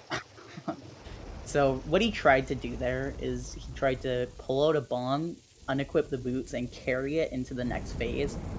So what he was gonna do was just keep it and then air refill little bit later. But now, unfortunately, he has to kind of back this up. It's pretty RNG heavy. The fight in general is pretty RNG heavy, as you saw with the first phase there. Yeah, that first phase can be like way more mean than that. I mean, it's not super rare that the eyeball will go in super fast and make it so that you can't pull out a bomb in time. But it can also do something where it just completely avoids your attacks, and then you get grabbed by like one of the tentacles and then can't land in time. It's a total disaster when that happens. Yeah, it's actually funny because the second phase, it has its RNG. It's a lot more in your control than the first phase. Which the first phase rarely fails, but when it does fail, it's like it's so awful. Does Dean have enough air here? I think he's gonna die. That's Yeah. so unfortunate.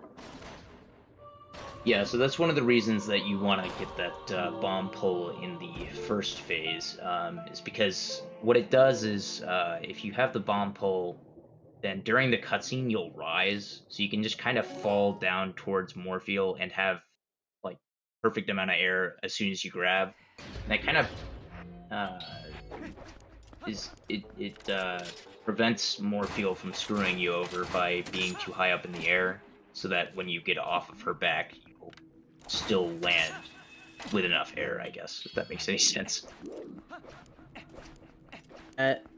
Once you fail the first phase, the second phase becomes a lot more dependent on RNG. Like, Morpheal basically just has to be low enough, or else you're screwed. Times you could like lose like 6 bombs, for example, trying to get onto Morpheal. Yeah, that actually happened to Dean in the run like directly before this. He lost like 6 bombs on the first phase, or in the first cycle, that is. Had like a 6-bomb Morpheal in one of the seeding races as well, so I know the pain. So, speaking of things that barely work, the air meter here, you barely don't drown if you have the Zora armor on, or if you don't have the Zora armor on. I think it was intentional.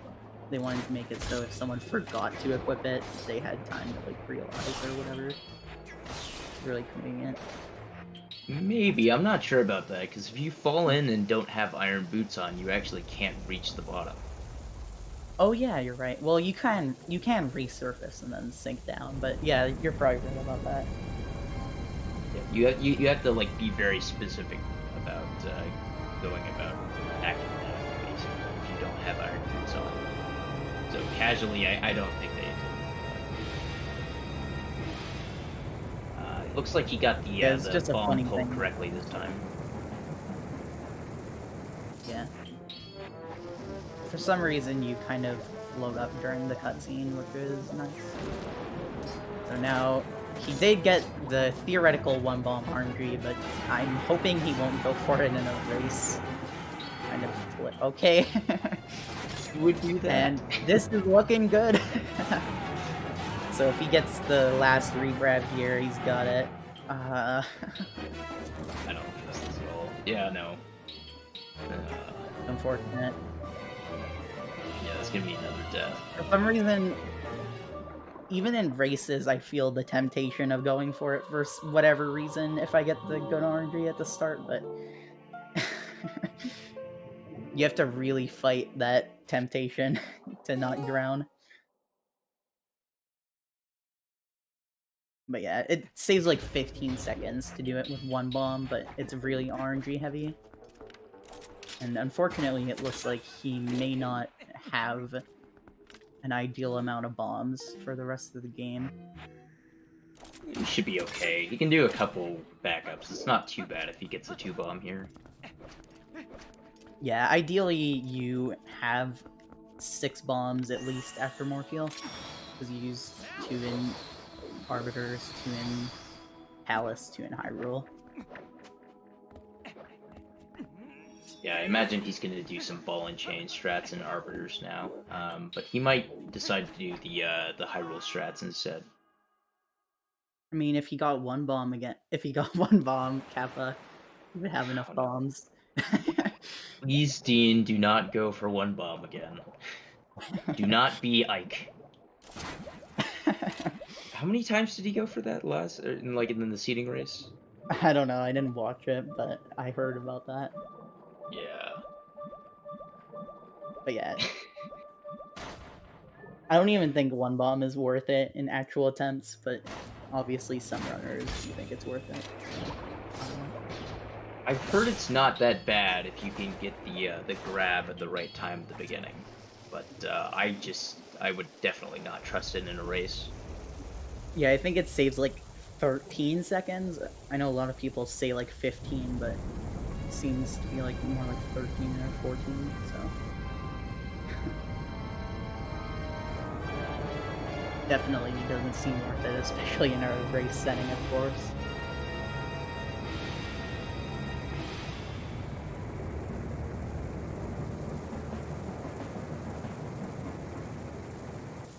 So, take 3, hopefully, third time's the charm. So, not getting one bomb RNG, thankfully. So, probably won't go for this. Okay, good.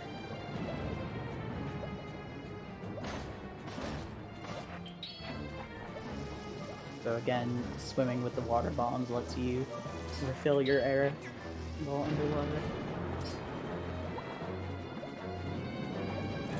Unfortunately, Kaktus spawned there, but it's not a big time loss. It's just like 10 seconds or something. Okay, hopefully the re-grab works better this time. Okay. Yeah, that's fine. He's fine. It's hard to see on the small screen, but I have like a cue in the air meter to know if it's gonna work. Are you talking about the one where you look for whenever you fully latch onto Morpheus' back? If the air meter is still blue, then you'll be fine. Yeah, but it's also fine if it's red, I think, but Really? not for that long. Yeah, for like a tiny bit, it can be red. Like Yeah, if it turns I've red, never like- seen one that's red and worked, but maybe it does. Yeah, you usually see it with one bomb because you cut the air a lot more tight usually. But I might be wrong. I don't know for sure. Because it doesn't really matter if you do 2 bomb anyways. Most of the time. So I'll be right back quickly. Yeah, so I'm just gonna give a quick overview of basically what the general objective over the rest of the run is going to be, just so that you guys can understand pretty much what we're gonna do. Because it's basically just a dungeon rush from here, which is kind of nice. So basically, to beat the game, we need to get to Hyrule Castle and beat Ganondorf. So we're gonna get the ending blow for that pretty quickly, but otherwise, we're gonna get all the rest of the items that we need in the dungeons that we have to finish anyways. And so basically what we're going to do is, to get to Hyrule Castle, we have to beat Palace of Twilight. To beat Palace of Twilight, we have to both have the ball and chain, which we already got, and we have to beat City in the Sky, because the game actually only checks the 4th mirror shard.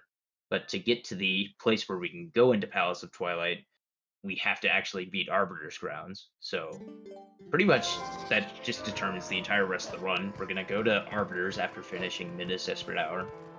Then from Arbiters, we're gonna go pretty much directly to City in the Sky. From City in the Sky, we're gonna go directly to Palace of Twilight. We're gonna finish the game. So it's a much more fast-paced, I would say, second half than the first half.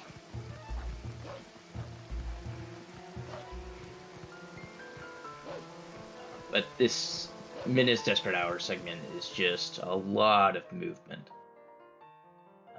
So if we have to run across these 2 giant fields yet again, I guess it's only the second time.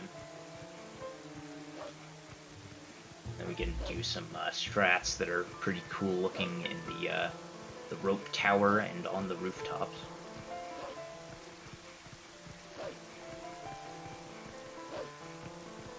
Also, it looks like Kaktus is finishing Linear Twilight now. So he'll be heading to grab the water bombs and heading to Snow Peak, and then from there going to Moorfield right after that.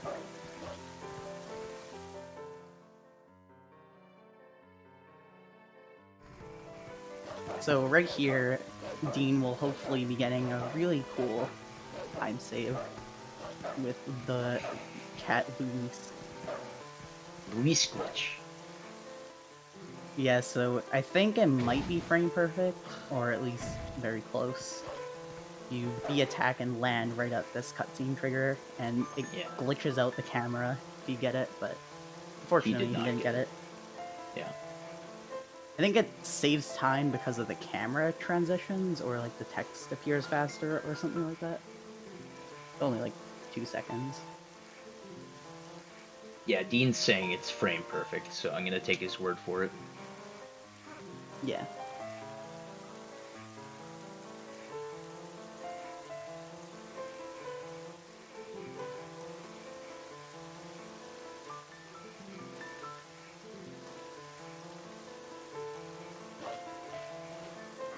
So technically, right now, I believe we could, like, go to the desert. It's just we couldn't complete the game afterwards if we didn't beat MDH. So, I mean, the main... Yeah, so you can't actually get... you can't get Castletown in the state that it needs to be in for the Squidna cutscene to show up, for one thing. But also, you can't warp right now, which is kind of an issue, because we're going to want to warp for multiple reasons, including to be able to do early stay in the sky. And so to unlock our warping ability again, you have to beat Minda's Desperate Hour. Oh yeah, warping, right? Yeah. I forgot about that too last time I, like, theory crafted this. Yeah. There is a glitch that you can do called White Minda glitch that allows you to keep your warping ability during Minda's Desperate Hour by interrupting one of the cutscenes by, like, having the wrong state, essentially. And basically you do that by beating Lake Bed before beating Linear Twilight. But that has its own problems, and it's not faster, so we don't do it in an 80% run. What's interesting is the low percent run actually uses it. So I did not know that. Yeah, that's a very interesting run with a lot of staring at rupees. yeah, if you watch like the sped up version with no rupee slides, it's actually super cool. Also, unfortunately, you can't climb up that ledge as human, so Dean lost a bit of time there. He fell down.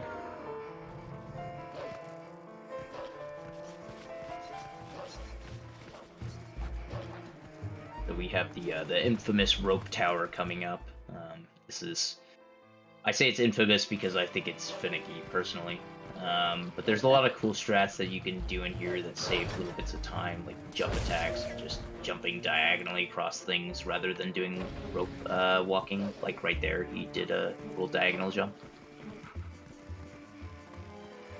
Yeah, there's even more like strats you could do here. It's just some aren't used in runs. Like you could skip killing that Bulblin archer at the start. It's just very difficult. You have to run really, really fast.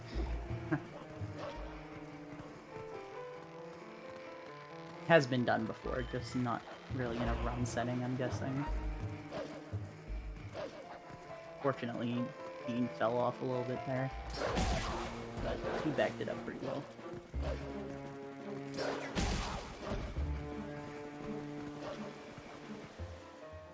So out here, if you go fast enough, you can make the earliest possible wind cycle. There's a bridge that's on a cycle where it's blowing in the wind, and you have to jump on it while the wind is blowing to be able to get over to the end. So, like I said, if you go really fast, you can actually catch the first possible cycle just barely. Yeah, what's silly is like this bridge has very, very terrible collisions. Sometimes you could like fall right through it. Sometimes you can tumble. It's just awful. Yeah, Dean opted to just not go for it there. Yeah. Sometimes if you notice your movement is a little bit slow, you can just decide to not go for it. Which was definitely a good call in that case.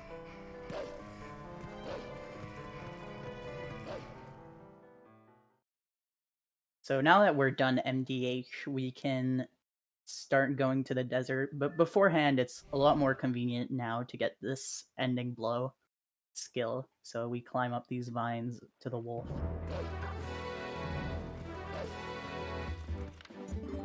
So this wolf will actually take us back to Pharaon because we haven't learned ending blow yet, and it always takes you to Pharaon if you do that. So otherwise, it's like the last time we'll ever go to Pharaon. It's kind of funny because it seems like you should be going there a lot in the main game, but skip a lot of that. Well, we do go there a couple times in the credits, but that's not really during the game. Yeah. Right here, you can see Rocket Link on Kaktus's end. You haven't seen it yet. So yeah, for some reason, there's some weird effects of going to this wolf. For some reason, the hero shade, I think he's called, is like closer to you, I think, and he's further away in Pharaon. Kind of weird. It's actually kind of a miracle that this gives you ending blow in the first place, to be honest. Yeah, I mean, how the Golden Wolves work is that they basically just give you whatever the next skill in the sequence is. They're not like each of the Golden Wolves aren't tied to like specific skills. It's just the order in which you get them. So thankfully, Yeah, I know the first one is always like this. Yeah, I just figured like they'd hard code the first one, but thankfully that's not the case.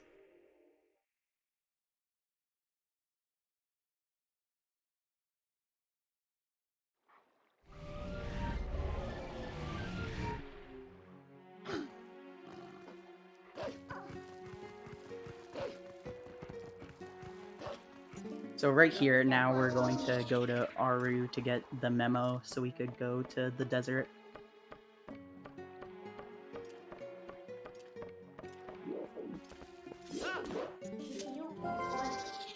Yeah, there is technically another way to get to the desert, but I don't think it's possible in the standard definition version of the game. Wait, really? I Yeah. did not know that. Okay, yeah, I'll give the short version. It was basically, if you could manage to get Uku Senior onto this map, or basically anywhere in the Lady Eru region, and then talk to Uku.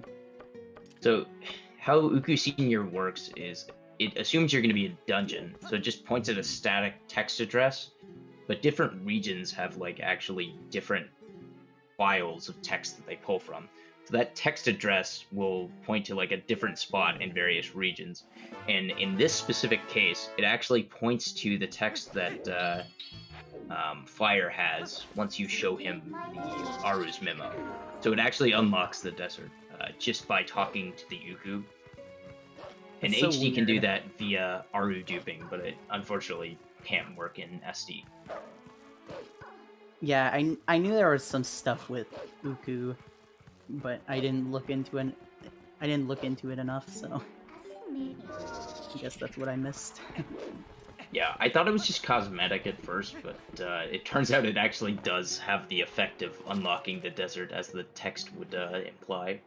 That's so weird. Yeah. So now we got to the desert. Right here, you'll notice that Dean is gonna do some like lag reduction. If you point the camera downwards, it like loads less stuff, I think, so it's just less lag.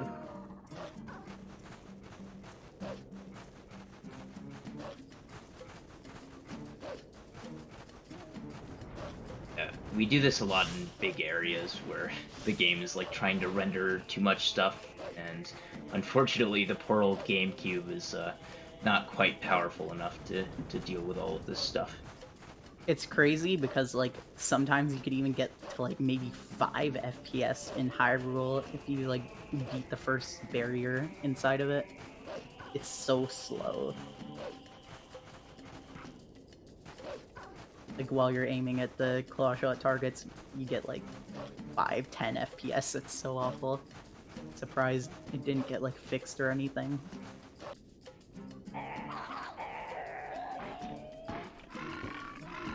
Yeah, so normally you would grab a boar here to basically break down the gates to get to the Bulblin camp.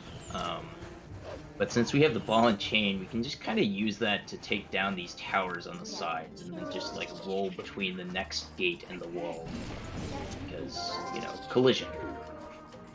It's kind of weird how they have those pillars on the side. You'd think they just have like the the gates that you can't break, but it's very convenient.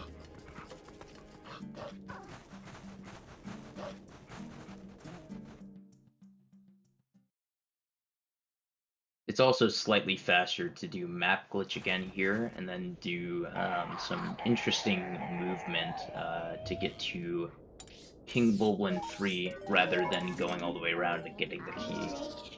So there's two ways to do this. You can like go backwards and jump attack down. It's like a few seconds slower, but Dean will be doing the faster way where you LJ out of bounds. I noticed he was messing with the alternate method. Wasn't sure if he'd do it in the race though. Yeah. So it is worth noting, by the way, that the last time Dean has saved is Snow Peak, I think. So if you actually take a hit here and game over, which hopefully he doesn't do, then he would go all the way back to Snow Peak, because you can't actually process a game over when you have map glitch active. Yeah, there's certain things like that that just can't load properly, and Kaktus is showing the alternate route for snowboarding. Is this blind snowboarding? I can't tell. Yes, this is definitely blind. Yeah, that alternate route's really hard for some reason, I feel like, but thankfully it worked out. So yeah, if he died there, if Dean Machine died there, then he'd be back at like Snow Peak or something, which pretty much is like a forfeit. But yeah. Yeah, well, that would have made this actually look really competitive. But thankfully, he didn't die. Yeah. For races, I feel like everyone should always get the lake bed heart. I feel like I'm not saying it loud enough. Yeah, that way you would have 4 hearts, and King Bulblin 3 only does 3 hearts of damage with his axe swing. So unless you take a ton of damage before getting there, he can't one-shot you that way. It's basically comparing your whole run dying versus losing like a second and a half getting an extra heart. Yeah, it's really not very long at all. So right here, Dean is gonna do the human movement in this room. We used to do it as like Wolf, but turns out you can just climb the ledge there.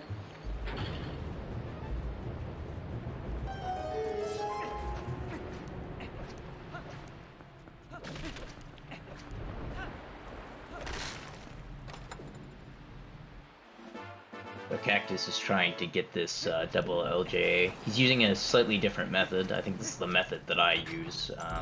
Unfortunately, he's not getting the first LJA, it looks like. Yeah, I think that the method Dean did was, in theory, a little faster, but you have to react to the boomerang an extra time, so it's kind of annoying. But thankfully, he got it there.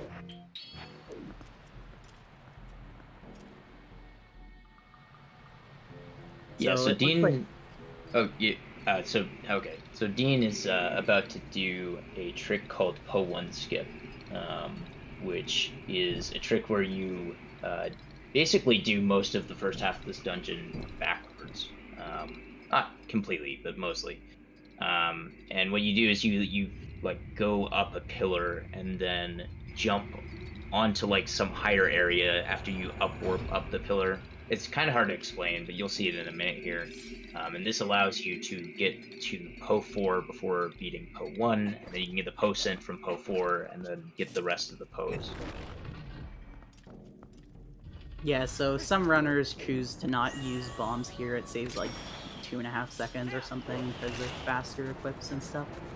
So sometimes the mold arms can be nice like they were here. Sometimes they can really troll you if you like, don't react to it well, and that is really awful. Wow. LJAs are not an exact science, to quote Bill Wildebeest. I don't know why that didn't work. That was really strange.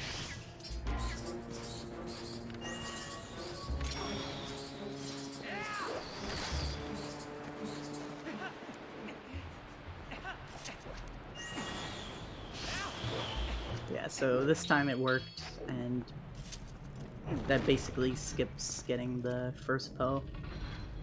But in theory, like, you don't need to skip getting the first Poe, it just saves like a couple seconds. It's more faster just because of the faster route through the dungeon. Yeah, there's actually a route that that we do in HD 100%, which gets all 4 of the Poes and only loses like 5 seconds to this route, because it basically just does this in a weird order. Why is he... Okay. What is he doing? Yeah, you do it in SD 100% as well.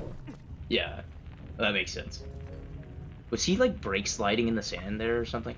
Was that? I don't know. I don't know if he was trying to do a strat or just messing around. I think he's just memeing at this point.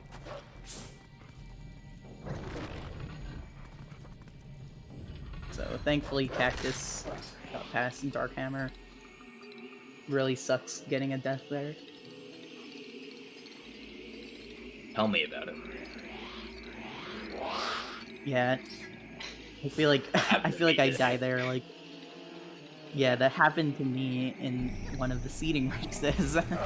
Yeah, it's bad. Because then you have to do freeze art Except skip mine all was over more again. silly.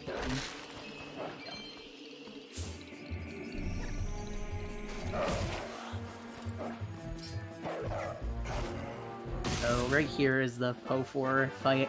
You can do like a little manipulation where if you're standing in a certain spot, some spin instantly. It's kind of weird. Only I think his rupee went out of bounds. Okay, thankfully it didn't. Sometimes the orange rupee just decides to outside.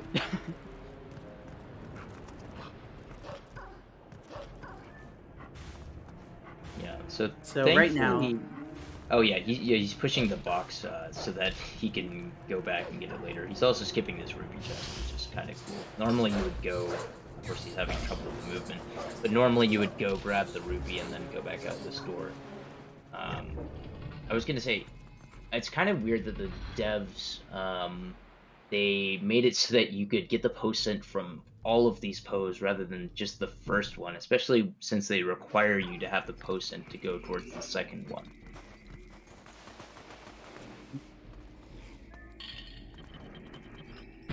But yeah, skipping that chest saves like 4 to 5 seconds, but you can't always do it on every run. You need good rupee luck, and in Dean's case, he failed rupee rolls, so he got the extra rupees like that.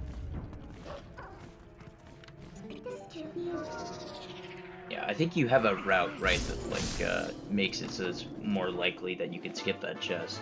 And I know he got the he got an extra rupee in Elden as well. I think that's the one that you normally get.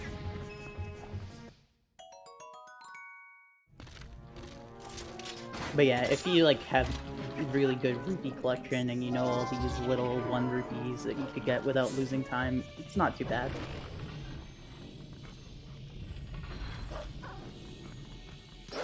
But yeah, I found like maybe like 2 or 3 rupees recently that you could just get without losing time, which is kind of funny.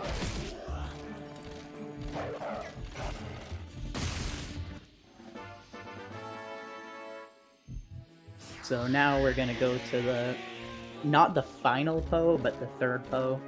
But like, it's kind of the final Poe. It's the final Poe that we get in Arbiters. Yeah, so the game basically, you could theoretically skip the 2nd, 3rd, or 4th Poe, so it does check for all 3 of those. But since it thinks that you have to get the first one to get the scent to get the second one, and so on and so forth, the game doesn't actually check to see if you got the first one, so we can just kind of ignore it. Yeah. It's kind of weird because like the cutscene has like only 3 of the things lit. It looks kind of funny.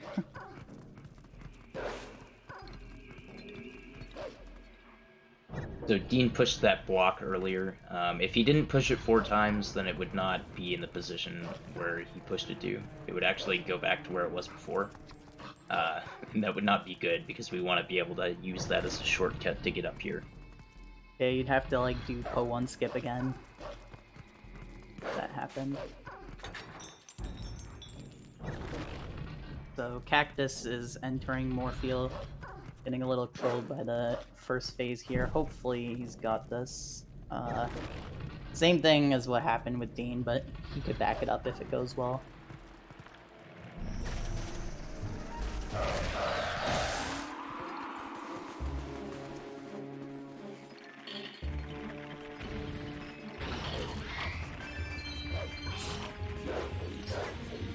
So I guess I mentioned that we do a lot of the first half, and really also the second half of this dungeon backwards. And this is one of those rooms where it's kind of weird and different, because you really are doing the room completely backwards. And so the re-deads actually don't notice you from the opposite side of the room, because they expect you to come in the front of the room. You can just kind of, I don't know, sneak up on them, more or less. So yeah, now that we've got all 3 of the Poes, well, 3 of the 4 Poes, we can enter the big door.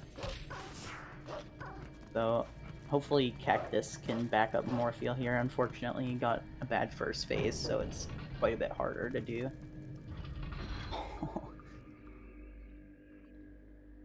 Yeah, it's worth noting that you have to let go of the water bombs before they explode, otherwise you cannot refill your air with that water bomb. Yeah, that was like one of the last frames. So yeah, here's where we do the second half of the dungeon backwards. We're going to do this little clip where if you B-attack like into this corner, it just clips you. What's cool is you could do the B-attack from the top ledge and like clip from the top instead of jumping down. And also that insta-climb was pretty cool. It looks like Kaktus got first try Morpheal, so that's pretty good. Nice. That's the beauty of not going for one bomb.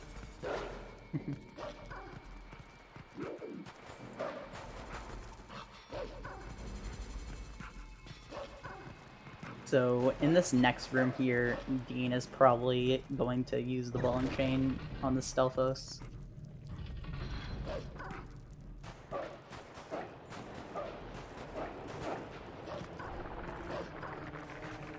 Which, if you're not careful, you can like drown in the sand because of holding the ball and chain.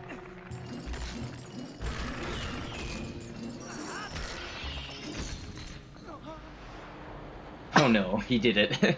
I thought that was gonna happen because I saw him say lol. That's really unfortunate. But yeah, when I saw him say lol in the chat, I just assumed, yeah, that's really unfortunate. But yeah, it's kind of a weird strat if you're not used to it. So yeah, there's a question, why no bomb strats? He's low on bombs because he died to Morpheal and took a couple extra bombs there. So he actually doesn't have enough to do all the strats that he would like to do, so he has to do some with like backup strats like those.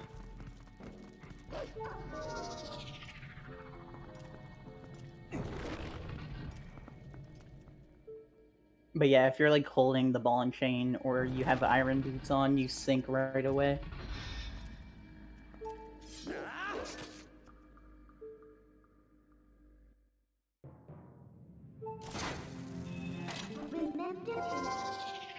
So right here, Dean is hopefully going to...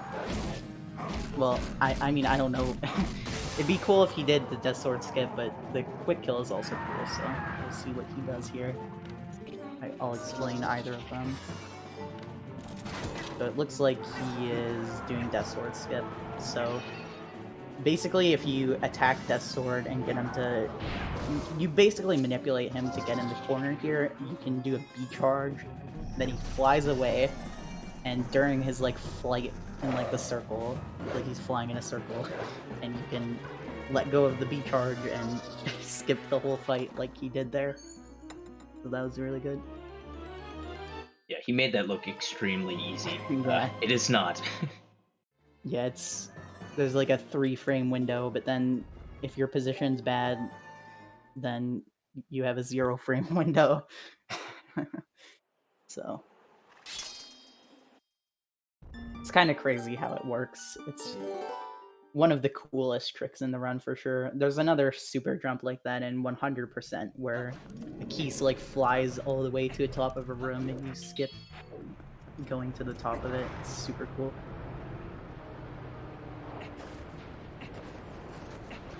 Yeah, so the developers pretty clearly intended for you to go directly from the spinner room to that room with like all of the tracks, which is, from personal experience, really annoying to navigate. But thankfully we can just ignore that and save warp for some reason and go straight to Stalord. Yeah, it's only slightly faster to do the save warp if you did like a optimal spinner room or whatever. Doesn't really save much time, but definitely saves a lot of trouble. I guess we can only do this because we got the boss key early, now that I think about it, though. Yeah. Yeah, and like no saving quit, you like get it on your way back. But yeah, it's definitely no huge difference. I think it's maybe like 15 seconds lost for no saving quit in this dungeon. But then again, if you do Death Sword skip, then it's like 30 or something. Yeah, doing Death Sword skip and no save and quit, that would be humorous. For those who don't know, if you do Death Sword skip, you can't actually leave the room. Like, you could spinner back over the tracks to get towards the door, but the door doesn't actually open unless you beat Death Sword, so you'd have no way of getting out of that room unless you beat him. So it'd be totally useless. Yeah, I guess you could Death Warp, but slow. Okay, that's fair. Yeah, you could definitely. Yeah. Yeah, that'd be funny, like doing Death Sword skip and then like going to kill him to leave the room.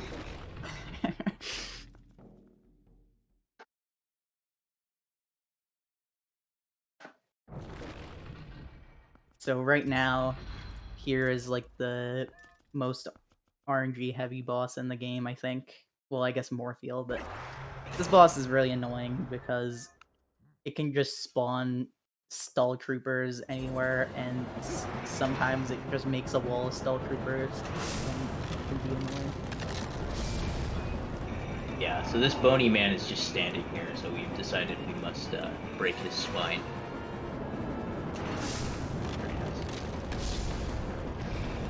This third cycle is kind of dumb because there's some guys that spawn really close to his spine, so you kind of have to go past and then bounce off with one of the ones further back.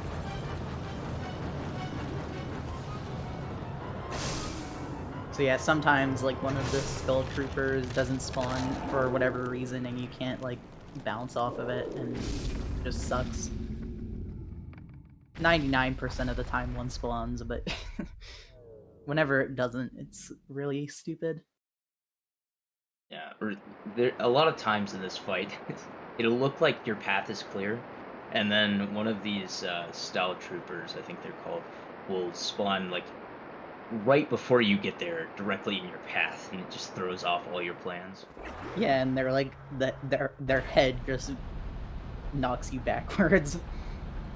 Yeah, you could see it like right before you run into it, because his head is just popping out of the ground like right before you run into him. Yeah, there's actually a really rare softlock in this fight. Sometimes some of the stall troopers don't despawn between phases, and if you bounce on a stall trooper on your way back during like the little cutscene, you can land inside of Stallard's neck and just clip through the ground. So Dean is doing a specific setup here where if he rolls 5 times and then gets on the spinner at like a specific time, he can actually catch up to Stallard before the head goes like all the way up. and then just knock it down early. It's colloquially known as quick knockdown. And then since multi-hits exist with quick spins, he can get all 18 hits that he needs in on the Stallard head here by just doing 6 quick spins. I didn't see, did he do the roll stab setup? No, he did the one that I do. Aw. I really like the roll stab one.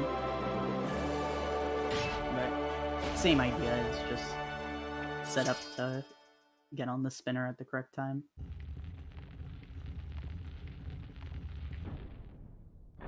So yeah, you technically could skip that fight. It's only been done once ever, and it wasn't in a run, so doing it in a run would be really hard. Yeah, fun fact, that gate isn't actually down by default. There has to be a flag set for it to go down before you go into the room. And there's a trigger on the ground directly in front of the boss door. So if you could just warp around that trigger and still go into the boss door somehow, you could actually just walk out of the back of the dungeon. But unfortunately, there's no way around it. Yeah, even if you like position hack behind the boss door and open it from the back, it still wouldn't do anything. Still get the trigger. At least I think I've tried it like that before. Might be misremembering.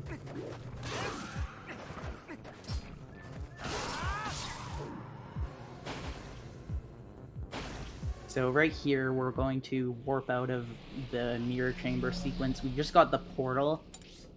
We don't need to raise the mirror because, well, we're normally supposed to, but if you zoom in on the map, for whatever reason, you can still open the portals. Makes absolutely no sense to me, but it works. Yeah, unfortunately, we have to do that for the entire rest of the game since we didn't raise the mirror, though. Yeah, and 100% it turns out to just be slower to skip that because of all the warps. It's kind of funny. So we're approaching the biggest skip of the game. It's just going to be transforming to Wolf, and then we'll save like an hour.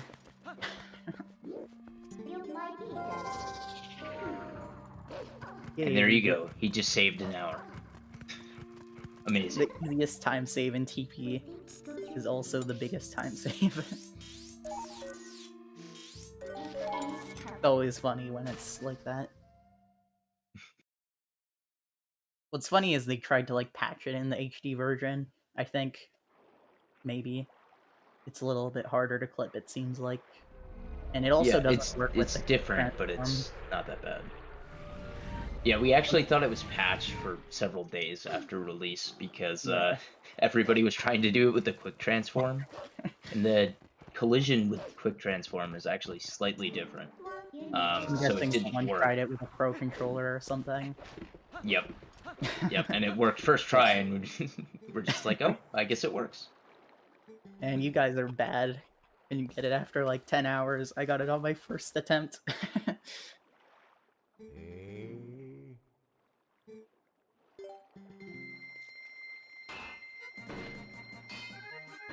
So there we go, that's the 300 rupees that we had to use to get to City in the Sky.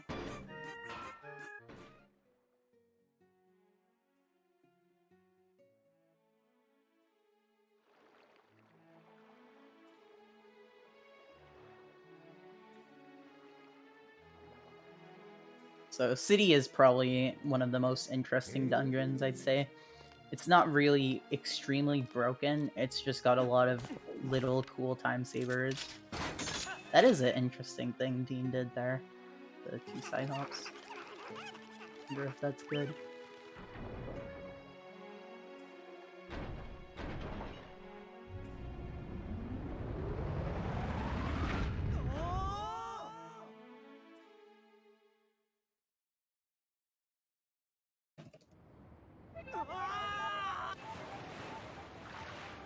So, right here, we're starting City. Something interesting to note is there's a water bomb chest at the back left of this room, so if someone needed it, they could get it. Dean probably had to like leave during that cutscene and came back later or something like that.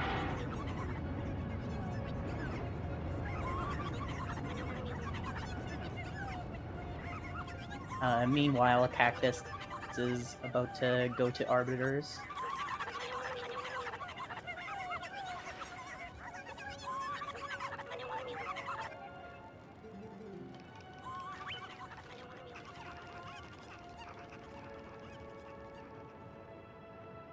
So right here at the start, there's like a 50% chance that wind blows. If it doesn't blow, you save like a second and a half. That's good that it didn't.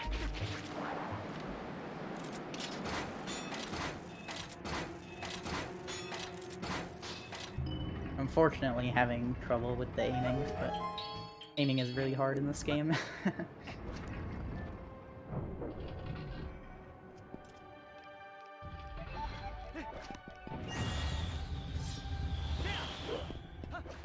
So right here, 2 very quick LJs.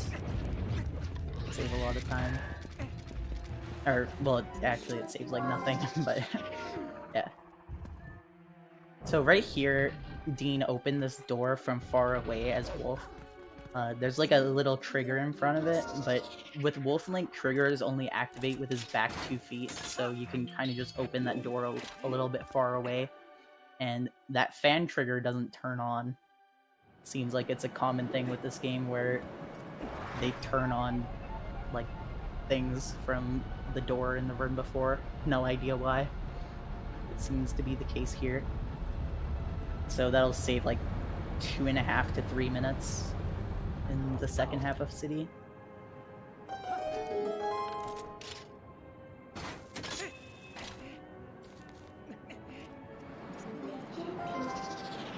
What the heck?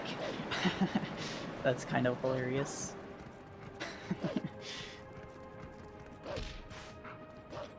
So Dean changed to Wolf on accident.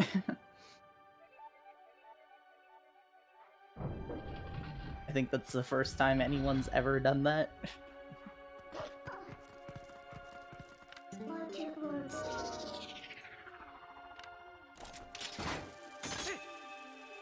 So right here, the small key is technically not required, but it's extremely precise to skip it, and it only saves like a minute if you did it really optimally.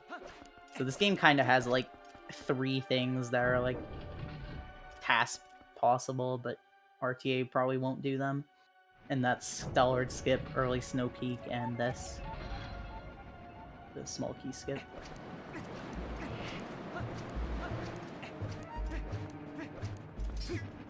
So right here, if you go around this room, you can skip like a ground trigger in front of the room. And that trigger switches your save warp position from the small key chest to the front of the dungeon. The reason that it does that is just so you won't skip the cutscene casually. But having that save warp position at the small key area is really convenient because it saves a little bit of time, and also skipping the cutscene's nice. So Kaktus is doing that alternate method of the Bulblin can't skip that I mentioned.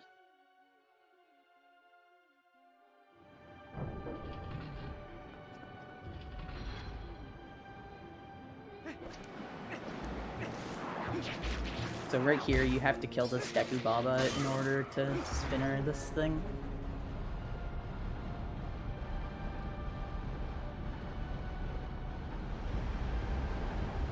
Did you mention how you can get off the spinner a little bit early on these bridge no, I bolts? didn't yet. Yeah, so it kind of continues on its own for a second there, so you can actually get off the spinner and like roll a little bit while the cutscene finishes. Another funny thing about the Argrok... Oh no, I think Kaktus is running completely over it unless he's saved. That's so awful. So, did he have map glitch? Yeah, okay, so this is what that looks like, by the way. if you have map glitch active and you game over, it'll allow you to say yes or no, but it won't actually load whatever you decide to do, which really sucks, because, I mean, that's like 20 minutes of time optimally lost. Unless he's saved, I'm not sure.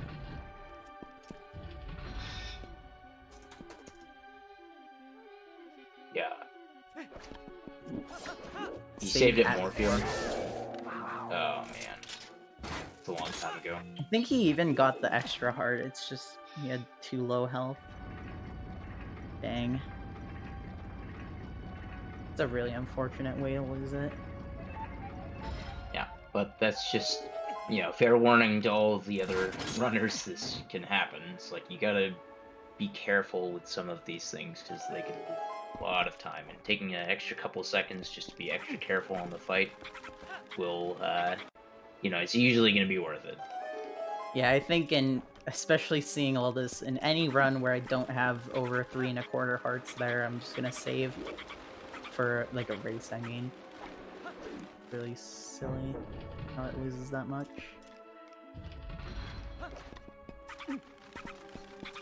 Meanwhile, Dean here is doing this thing I call Uku Cancel Ledge Grab. It's kind of a meme of a Wind Waker trick name. Oh. I don't know if anyone said that before, but No, I've never heard that. Everybody calls it Uku Jump. yeah.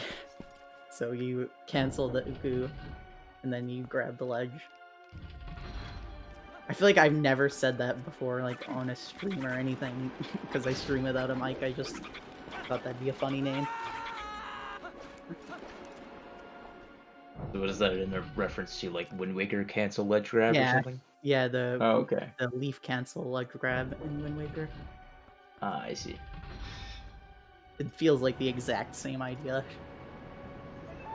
Yeah. So Dean is going to be going for a trick called a Rolfo skip here, where basically you want to get into a precise position and then claw shot at like a single pixel essentially in order to go past the gate. Yeah, so right here he's doing the slash setup, which if you do the slash setup, sometimes you have to adjust on like the horizontal axis to get the claw shot, because sometimes it just doesn't even work.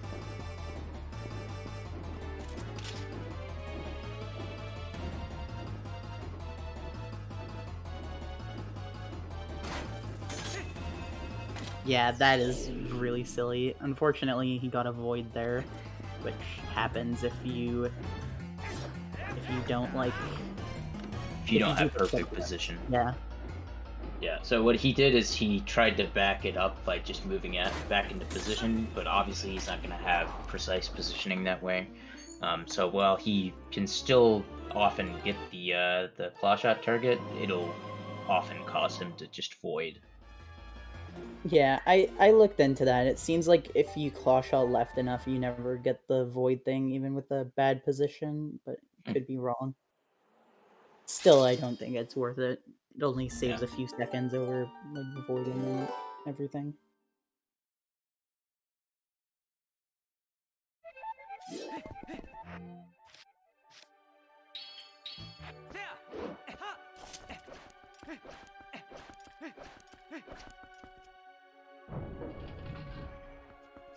Yeah, unfortunately, I don't think Kaktus can really back this up easily, other than just playing for like an hour, not an hour, like 30 minutes, which shouldn't... There's no point in doing it, honestly, at that point. So, I mentioned earlier that Dean skipped that Argrok trigger, and now that's gone. If you skip it once, it kind of just disappears. And thankfully, the fan is unloaded, like I mentioned earlier, because of opening that door from far away. A fun little fact is if you failed that Argrok cutscene skip, you'd have to transform in front of the door again to keep the fan unloaded.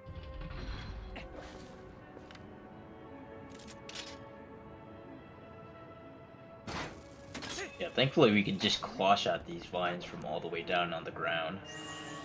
Yeah, I never like consciously realized that skipped a section, but it's obviously too precise to be the casual way. I don't think I've ever done it the casual way, ever.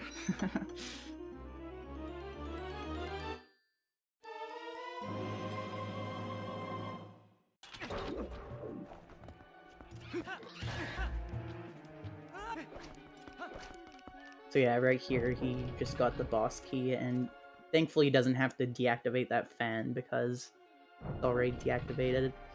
Normally you'd have to like activate it again, but you don't need to do it. You can just do a cool series of wall shots and long jump attacks.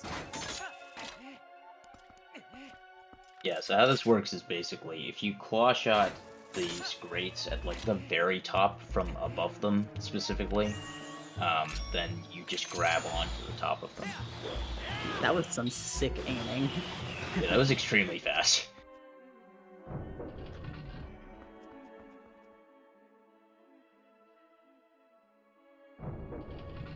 Yeah, so now we... Oh, go on. We're gonna do Fan Tower, right? I think that's what you were gonna say. Yeah. And this is difficult because it's on a cycle because these fans are just constantly spinning, and so you have to take care not to mess anything up lest you lose like 20 seconds or something by missing the cycle. Yeah. What's cool here is there's 2 air alphos at the bottom of the room. For some reason, 1 air alphos wasn't enough. You don't want to claw shot, or you don't want to target on the gratings like normal, because it targets the enemies and you'd be aiming like downwards. So what he's doing instead is he's like tapping the claw shot twice to get into first person aiming quickly. I don't think we mentioned first person aiming in this game yet, but if you like target or if you're in C-up, you can pull out the item instantly and like aim right away. It doesn't actually save time to aim fast there because you're waiting for the fans anyways, but it just makes things easier. Well, it definitely saves time at the top one when you have like really limited time to grab it. Oh yeah, for sure. Just in general, it doesn't save that much. No. So right there, there's a little thing we call Rob Shot, where you claw shot the very top of the vines. There's a thing that we call Full Rob Shot, where you claw shot the very top, you get the final leg grab with a 2-handed grab. Or at least that's what I call it. So right here, if you claw shot right away, you get a soft lock. Looked like Dean went for it. Yeah, it just confirms he's just like memeing at this point. Yeah. Anyways, you can prevent... Oh my gosh, he missed it too. I think Dean's just really tired right now, honestly. But if you do that quickly enough, like claw-shotting onto the tower again, and then targeting Argarok's tail, you can grab Argarok's tail before he starts flying all around the room again. Unfortunately, Dean did not get that pretty quickly, and then for some reason decided to go all the way to the top of the room to make this take a lot longer to go down to the ground with iron boots on, I guess. Yeah, so unfortunately Kaktus had to forfeit. Again, I don't really blame him. That really sucks when that happens.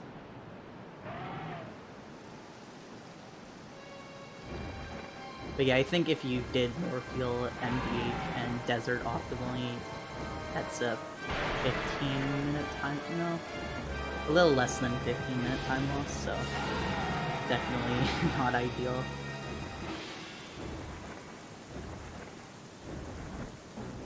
Yeah, I saw that happen to Bruggles in a race recently, and like ever since then I've been extremely conscious of how much health I have going into that fight. Dude, it's crazy because I never knew about that. I found out the hard way.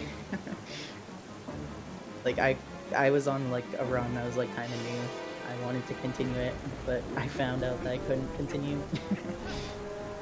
Yeah, I had one run where I missed the air trigger and like thought that that I could continue, and I just stopped even though I probably could have PB'd. But apparently you could save warp. Yeah. So right here, Dean did something interesting where if you void out, Argrok goes to the top instead of flies around. It's kind of weird how it actually ends up saving a few seconds. And then he's also doing a strat here where he has the iron boots on, and so he goes low enough and below Argrok's flame to the point where Argrok thinks that you've fallen all the way down. So he stops shooting fire and spinning, which makes it so that we can claw shot him more quickly because we don't have to go around as far. Yeah, if you don't claw shot fast enough, you can, like, he starts firing at you again. But yeah, the way to do this is, like, you move down, and then if you're, like, moving down and then claw shot, you can trigger it on the side of the fire instead of below it. It's a little optimization that not many people do.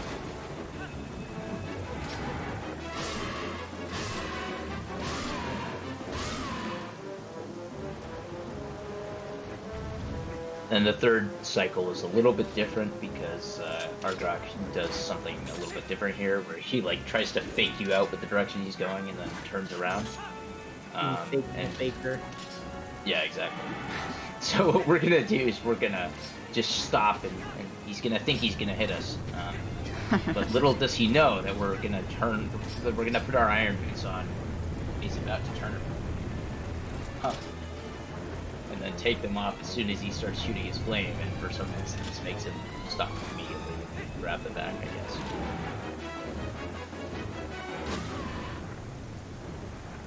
guess. So Kaktus died to continue with math glitch active.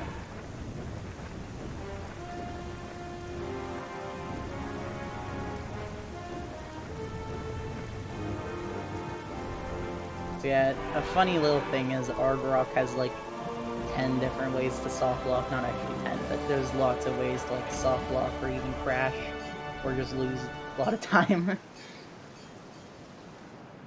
Yeah, I think one of those might be HD exclusive, which happens rarely, but it does happen. I've had it happen to me a few times where like the music starts playing weirdly. And if you start hitting Argrok or like grab Argrok during that, then you just crash. It's very strange. Yeah. And then there's but, like... Yeah, you mentioned cool game, right? Yeah, if you like claw shot him right away, that's one of the soft locks. There's another where he just gets stuck flying for whatever reason. And I think there's another, like, not a soft lock, but a big time loss. If you like press claw shot right when it lands on him, it just like... it's like a weird little mini soft lock for like 25 seconds. I think there's technically two different variations of cool game, like one where Argrok just stays in place and one where he flies around.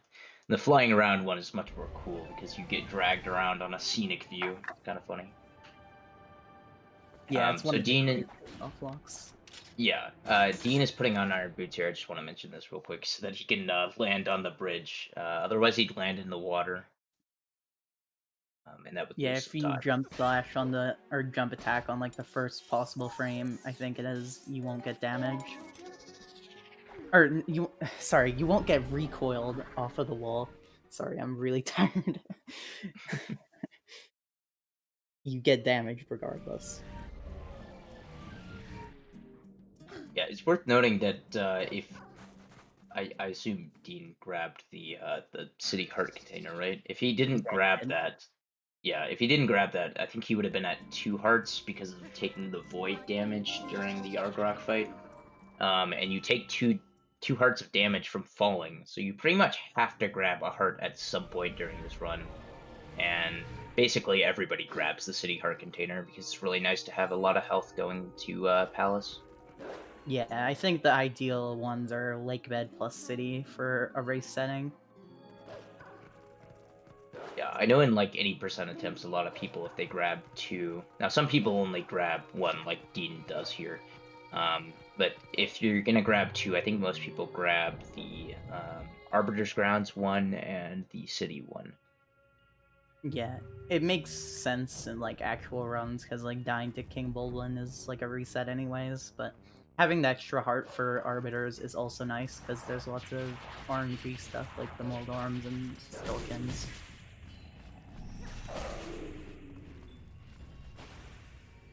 Sometimes you could just like die to a Stalkin and it feels so awful. So this dungeon is extremely linear. For the first half, we're basically just going down hallways and then bringing back little orbs. And then in the second half, we're just slowly ascending towards sand. So there's just a lot of movement, some cool stuff we can do with LJAs to save a bit of time. But it's just really, on the whole, I think a really relaxing dungeon to run through. Yeah, it's also sometimes nerve-wracking if you're on like a good pace. There's a lot of things that can go wrong. But Good it's pace. definitely the coolest dungeon. Good pace couldn't be me.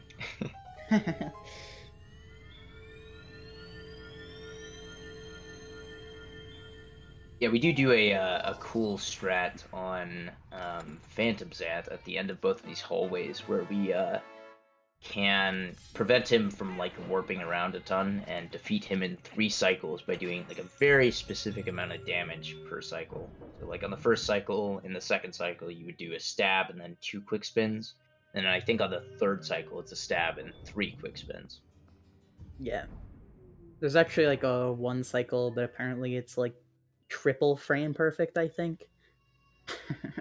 What do you just like oh no, on this one yeah, I don't remember how this works. It's like something Yeah. about a couple stabs and then like time the next one or something. I think it's triple stab, then triple stab, do the Okay. first one frame perfectly, and then do that 4 times or whatever, or 3 times.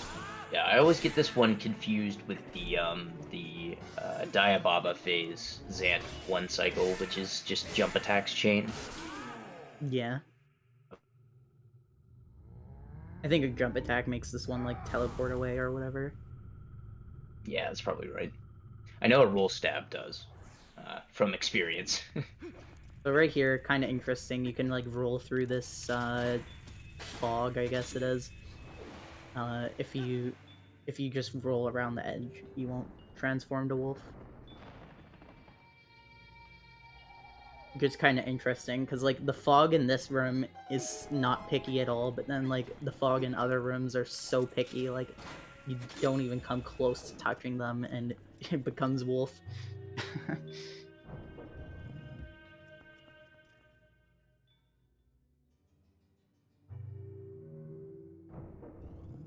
Yeah, so here, this is like the one room that I think is somewhat difficult in West Wing.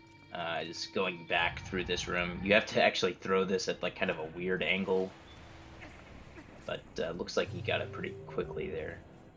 Yeah, I like how like the West Wing is like easier in like every single way, except for that room. The backtracking through this room in the other wing is way easier. Yeah, because you can just fall forwards. exactly, yeah, you just walk straight forwards and throw.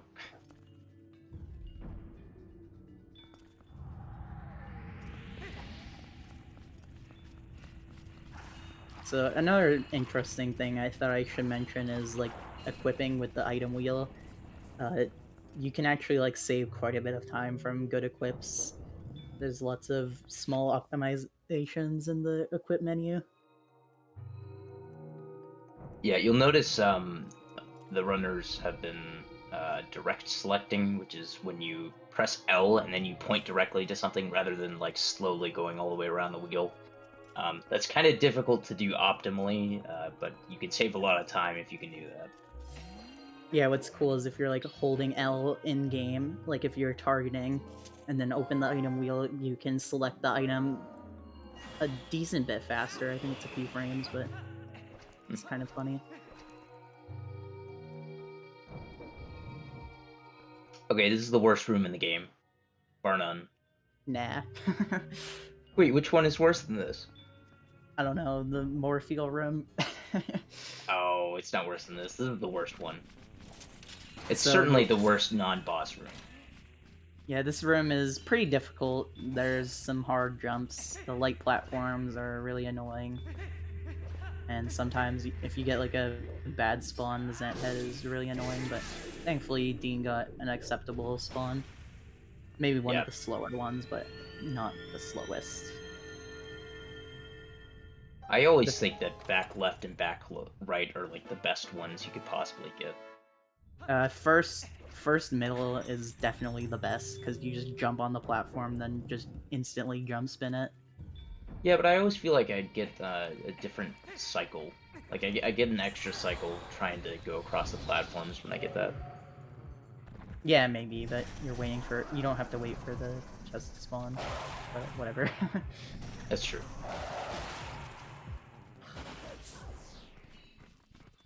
But, you know, that room, I mean, he made it look really easy there, but it's not particularly easy because you have to go across a lot of platforms that are trying to troll you really fast to get to the Zant head in time. Yeah, it loses like, I don't know, like 17 seconds or 15, something like that to fall there. Well, it very depends on where you fall as well. But yeah, it doesn't lose that much. It's just really annoying when it does happen. Some of us, specifically me, are very bad at backing that up, so we lose like a minute when we fall down. A minute.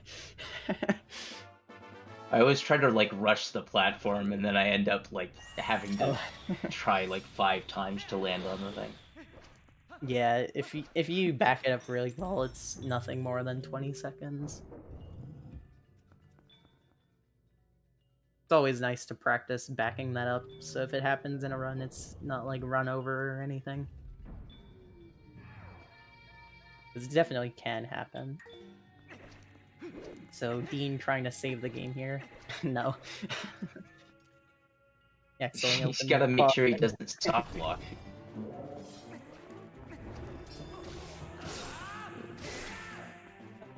Another thing, there's several spawns where you're extremely likely to get an energy ball shot at you while you're trying to platform quickly to get to the Zant head. And it's evil. Like, if he's in the, like, back middle 2 spawns, those are probably the worst ones. Back middle is the absolute worst. There's no argument on that. Yeah, it's extremely hard to, like, actually get there in time and also not get hit. Yeah. Interesting thing about those guys is they also can be triple hitted like Stalord and King Bulblin, but a counterclockwise spin triple hits, but a clockwise spin does not, so something interesting. Counterclockwise spin is obviously the best spin. There's no argument. Clockwise is like 1 to 3. I always hear 1 or 3. I don't know which one it is. Frames faster. For some reason, for me, I'm really good at both. So I just always clockwise spin unless it's like King Bulblin or the first Stalwart spin, for example. Yeah, I just like to joke that only heathens spin clockwise because I learned to spin counterclockwise. It's just like how everybody who's on X shot on Y are obviously wrong.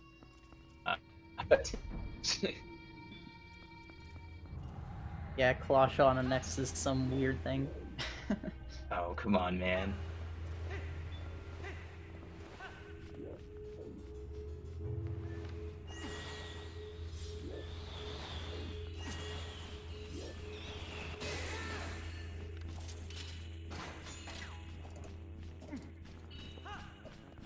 Okay, apparently my voice is roboting.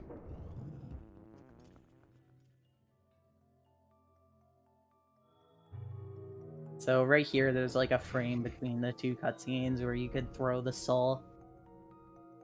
Just saves a little bit of time. But you just throw it anyways after the cutscene if you missed it. Well, I guess it's a little faster to like B-place it, but...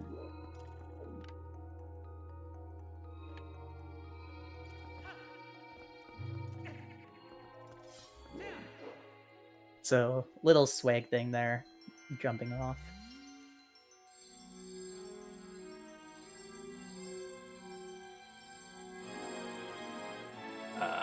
let's see. So Harmjohn asked, also, is my voice better or is it still robotic? Yes, it's good. Okay, good. Harmjohn asked about what pace Dean was on, and yeah, this is basically 310 pace. Yeah, like 310, 309-ish. Yeah, you could do a little better than 310, for sure, but we'll see. So here's probably one of like the coolest rooms in Palace. It's definitely one of the most punishing ones, especially if you're looking for the small time saves.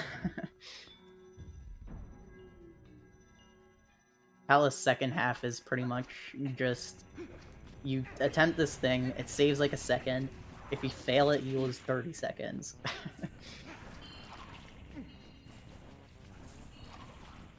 So it's kind of annoying. But it's also really cool if you get like all the LJAs and if you like learn to react to the boomerang going out of bounds. Because for some reason, sometimes the boomerang just decides to stay in bounds and you can't do an LJA, and if you don't practice like backing them up, you can just jump attack anyways and fall. Okay. So I guess that was a good example of not the boomerang going in bounds, but I guess reacting to the boomerang being weird. I guess he just didn't want to go for it, I don't know. Yeah. He set up the platform to already be active by quickly activating it and then immediately jumping off of it. So it's ready to rise up as soon as he goes back to get it.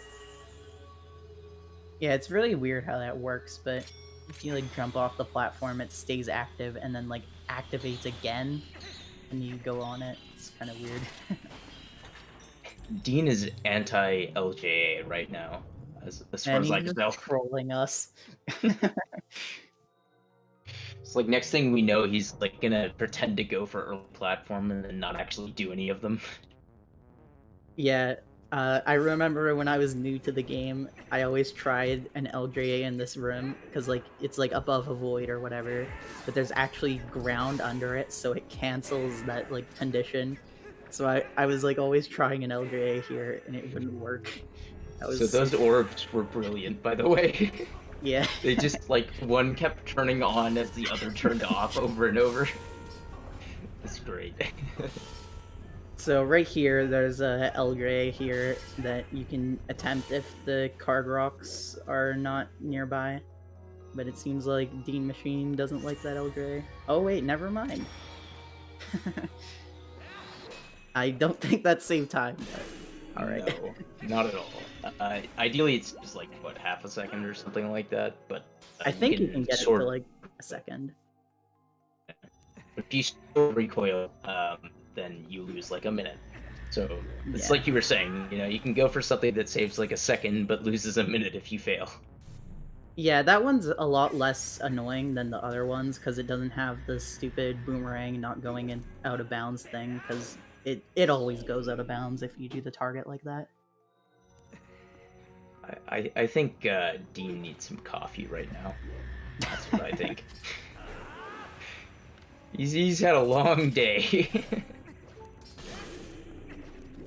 We're like already in the graveyard shift and everything, and he's struggling a little bit right now.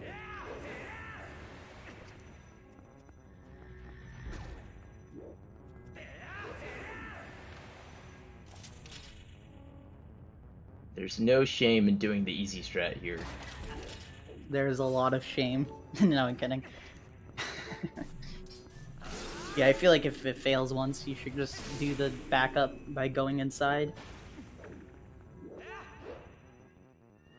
I don't think like retrying it has much of a point because you have to wait for the Zant heads to despawn and all that. I think he still doesn't have the boss key.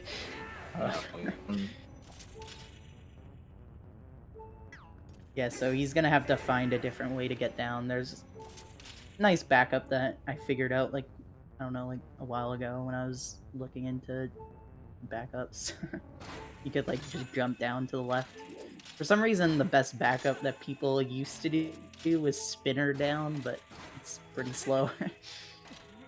Yeah, you can kind of just jump down to the next platform and then jump off and pull out your sword before you land. When I saw it, I think it was Delighted to do that. I was laughing so hard. The spinner back up.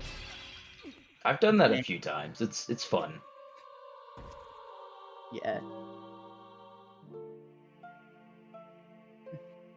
So if he went to the other platform that he did not go to, then he could have just jumped directly through the waterfall and landed on the ground without taking any damage, I'm pretty sure. Yeah. But he just went the wrong way because most people don't really know that backup very well. So here's a pretty interesting room. This room is very complicated to explain properly, but basically there's a cycle at the top, and calling Midna to stop the cycle doesn't actually matter because of various reasons that I don't feel like explaining. There's just too much things going on in this room, like it affects like the platform being slow, but then you kill the final Zant head and it doesn't matter because you wait for the next one to spawn. It's kind of weird. Yeah. Well, and calling Midna pauses the platform at the top while continuing the counter for the Shadow Beast at the bottom. Yeah.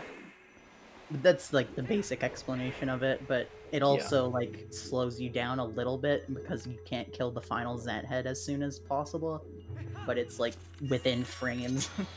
So it doesn't actually seem to matter much. Looks like even though Dean isn't gonna actually get early platform, he's going to treat us to what the movement looks like. That's kind of nice. Yeah, unfortunately, the condition of the boomerang needing to be higher than Link is still relevant if the boomerang is out of bounds still, so that's what happened on that LJ, the first one that he failed. You can't aim down and into a void, it will not work. Yeah, I think you can aim down a little bit, because like the boomerang is still technically above you, but you can't aim down much. It's kind of weird. So right here, I feel like DeanMachine's gonna go for this jump. Where you skip jumping on the other platform. Of course he is. I see him practicing this all the time. Okay, he's fine. He did that so slowly that it was the same speed. No, it was probably slower, to be honest. Oh gosh. At least we got to see it. Without the 40-second time loss, of course. Yeah. So right here, for some reason, the game just decided to let us kill a bunch of enemies for fun. They just want to make sure that you know how the light sword works. Oh yeah. So right here, there's a pretty cool audio cue, like right when the Shadow Beast death audio fades out. You just let go of the spin. I see a lot of people like doing drum spins here, and I'm like so confused. Like, why would you do the extra work of spinning the control stick? And then sometimes it fails. I don't know. Yeah. If you spin at the right time, the reason why it matters is, well, I mean, also you get it as soon as possible, but basically, if you hit them all in the same frame, then there's like no hit lag, whereas if you hit them all separately, you get like a lot of hit lag. So you really want to like time it correctly, basically. I think the main part in that is not really the hit lag. They despawn slower, and then the next ones come in slower because not all of them were dead. Yeah, like that's also true. Yeah. Because you have to wait for the last one to die before the next one spawns in. Yeah. So here is one of the coolest boss fights in the game for sure. There's lots of cool things. So the final hit of a stab combo does insane amounts of damage for whatever reason. To Zant specifically, so you kind of just try and always get that final hit.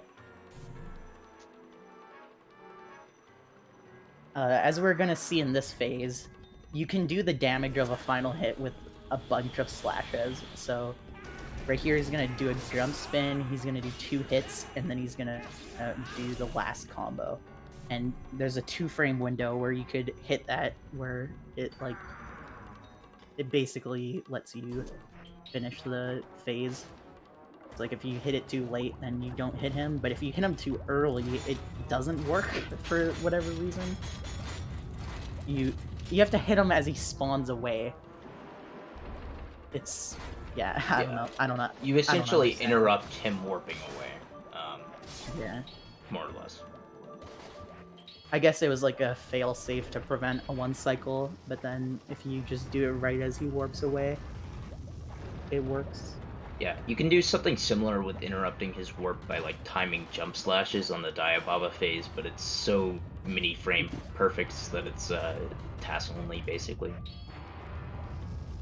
Yeah, I think I've seen it done in RTA. It's just probably not run viable. Yeah. It's a lot of little things that are just possible, but just stupid. That was cool how he flash-shotted him on the way down.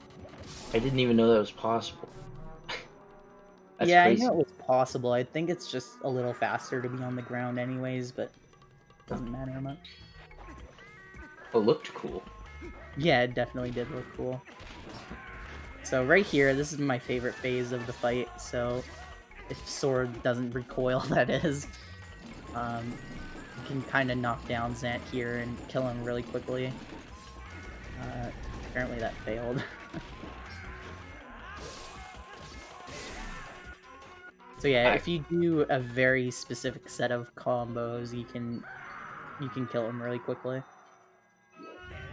Yeah, he can technically... he always spawns in the middle for his second phase there, but he can technically dodge it if he jumps like in between your hits, essentially. Yeah. It's really rare, but it can happen. I'm pretty sure that's what happened there. Yeah, I think it only happened because of him being in like a different kind of spot because of failing the first phase there. I think normally it wouldn't really happen. You just like do the same movement every time. Okay. I thought that was gonna miss the final hit there. That was scary. Oh, this last phase is pretty cool. So you kind of just start a stab combo as soon as these little pedestals land, or whatever you call them. And then you turn around, start another combo immediately, and then do a quick spin. And finish off the last hit on this last one. It looks really cool. It's not actually that hard, and it makes you feel cool. Yeah. Sometimes you can like fail by like missing targeting him, especially for the second one. Sometimes that can happen. You don't like mash target. Yeah, it looks like Dean should be getting around like a low 310 range run. Maybe more like a 311 or even like a high 311. Oh yeah, I meant Depending like on Zelda in the RNG. low 3-1x range. That's Oh what I meant. yeah, I got you. Yeah.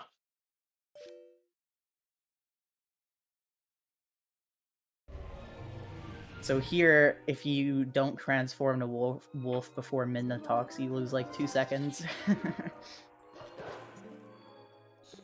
So like the text like happens instantly if Midna's on your back, but as he and Midna has like come out and then go back in, takes forever.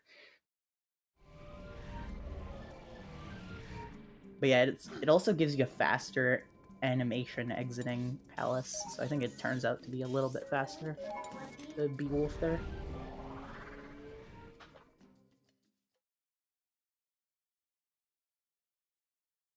So here's a pretty cool little thing. We can skip the second mailman in the run by doing an LJA over it.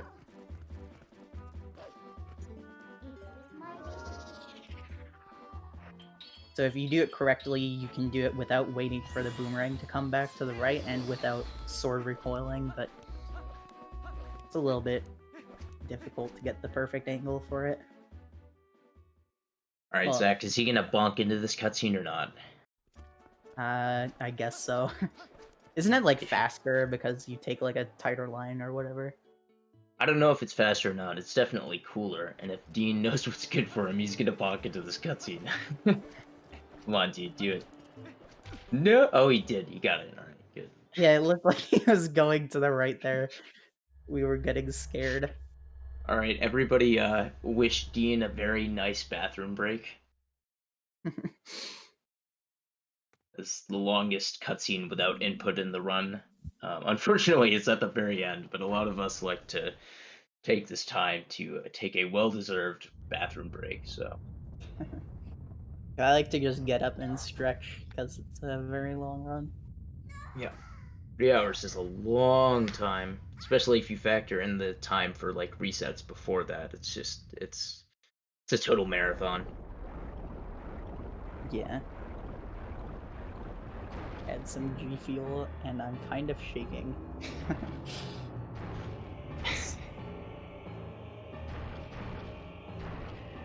Well, the good thing is there's not a ton of aiming left, so the shaking shouldn't matter a whole lot.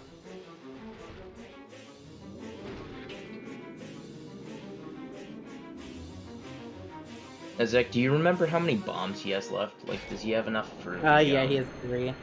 Okay, He didn't do the Arbiter's bombs in the Stolfos room. Okay.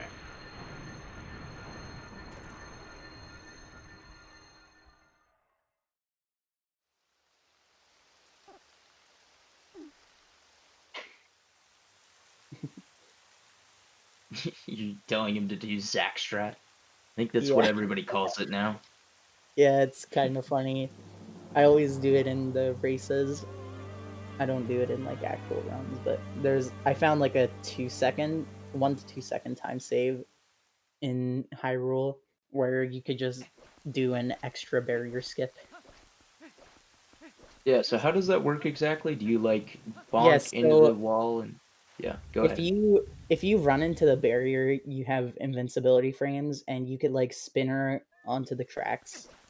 Well, here's the first thing: you can spin her onto the tracks anyways, and it just knocks you back. So if you already have invincibility frames, it just lets you through.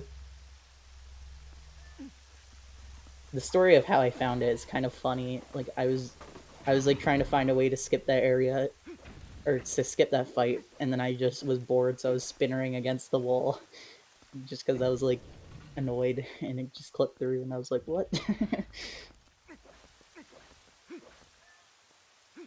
Yeah, it is kind of nice because those I think those are Lizalfos are kind of inconsistent. You know, you have to like manipulate them in a very specific way to be able to jump spin both of them. I feel like I've always called them Dynalphos, but yeah, they should be Lizalfos, those 2 ones. I just called all of them in TP Dynalphos. Yeah, I mean, the only difference is just the armor, right? So. Yeah. And I guess they're not as annoying because you don't have to like slash them from the side. What is he doing? I'm surprised that jump attack missed.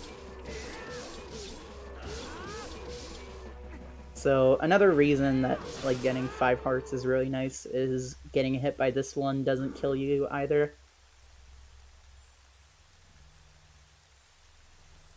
There's just a bunch of little things around the run that are way easier if you have the extra heart.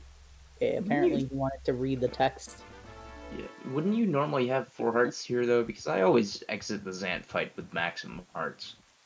Yeah, and then you take half a heart twice or once. Yeah, so I guess if you take damage somewhere else, then you might die.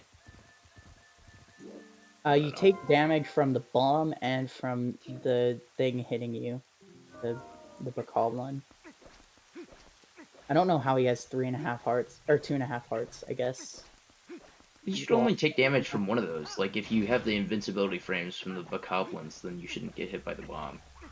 Really, I always took damage from the bomb. Maybe you're pulling the bomb out at the wrong time. I swear I never get hit by that bomb, but okay. Oh, I think it's because I place it and other people like pull it out and just wait. Yeah. But yeah, right there, Dean attempted, or at least I don't know if he attempted it, but he should have tried a tech skip there where you backflip and save warp before you land in the mid-text trigger. It's quite interesting. I think it saves like 3 to 4 seconds, and Yeah, it's a pretty good running amount of back. time. Yeah, running back without saving if you failed it is like a few frames faster or something weird. I don't know. It's not that much faster, but people do it anyways. So you're telling me that I should just save warp every time because my movement is garbage? Maybe. Is that I right? don't know for sure. Because, like, people say the save warp saves 5 seconds, but the min-text isn't even 5 seconds. Yeah. So I guess it's, like, probably 3 seconds saved instead. So Dark Nuts are kind of pushovers. Whoa! He did 1 slash instead, but it still worked because it hit him on the way back. Probably lost a bit of time, but that's still cool. Oh, also, I feel like we did not even mention barrier skips. Like the 2 ones he already did. Oh yeah, I can explain this really quickly. There's cutscenes where they spawn in and they, like, during the cutscene, put you inside the barrier. But if you skip them, they can't actually have enough time to put you inside the barrier. So you just kind of can walk out of them. And then in, like, the one inside's case, you just, like, kind of jump slash at a specific spot to make it so that you're not automatically in it when the cutscene starts. That's basically it. I feel like I've probably glossed over a lot of things because it's pretty late. Yeah, well, there's like a trick a minute, so it's it's whatever. It's also like once you've done those for so long, you barely even remember that the old way exists. So right there, he did something cool where you can blow up the Dynalphos with the boomerang. It's like a little bit faster than just waiting for the bomb to blow them up.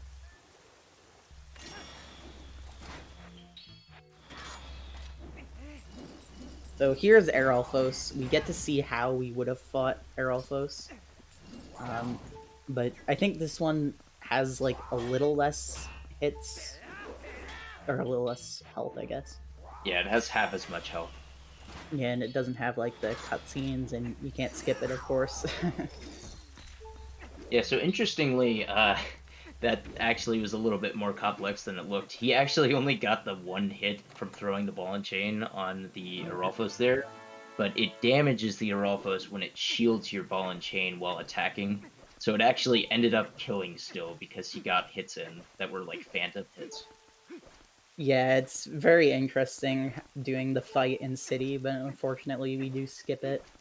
Unfortunately or fortunately, because it's kind of annoying doing the fight. I enjoy it, but it does like quite a bit longer, so. Yeah. So here is another like 1-minute cutscene. So who are these people? Wait, I think I said it too early. Also, now bazooka. who are these people? I have been reliably informed that it's not actually the bazooka that caused that explosion. Aru is just carrying it around for show. It's really the hawk that exploded. How did the hawk explode? It was carrying TNT. I don't know. just spontaneous combustion. I don't know. Maybe it can explode. I wonder if they used the bazooka to steal the bomb bag from Isa as well. Oh gosh.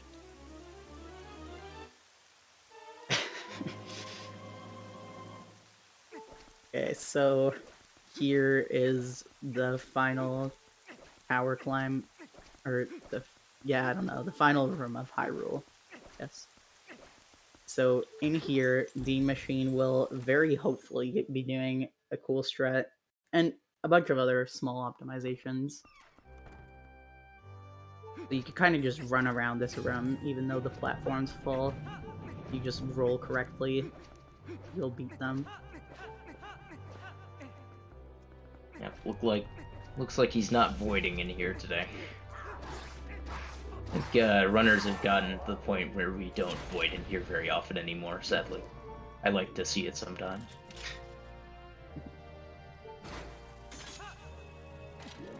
These claw shots are also really hard, but apparently Dean is just a god at aiming.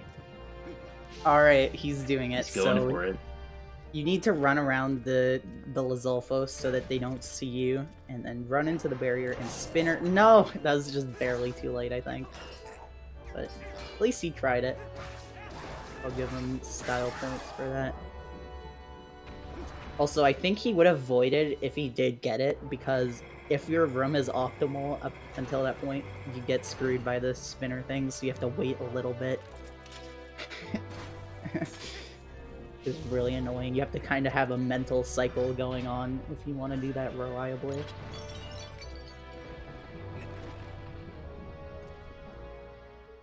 Okay, now we have Puppet Zelda. The best Puppet Zelda can be 7 cycles. That's lightning on cycles 1, 3, and 7. 7 cycle is really fast. It's about 2 minutes long from the time that he went through that door. And so basically we're going to count for the next 2 minutes.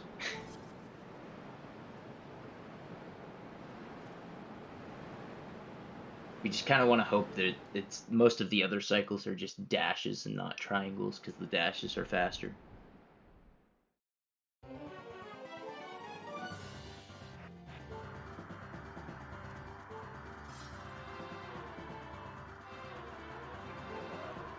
So most runners have actually like some. Yeah, go ahead. Oh yeah, go on. I was gonna say most runners have some pet thing that they do during Puppet Zelda during the off cycles, like moving the pots to the middle, or like I generally backflip or side hop with the iron boots.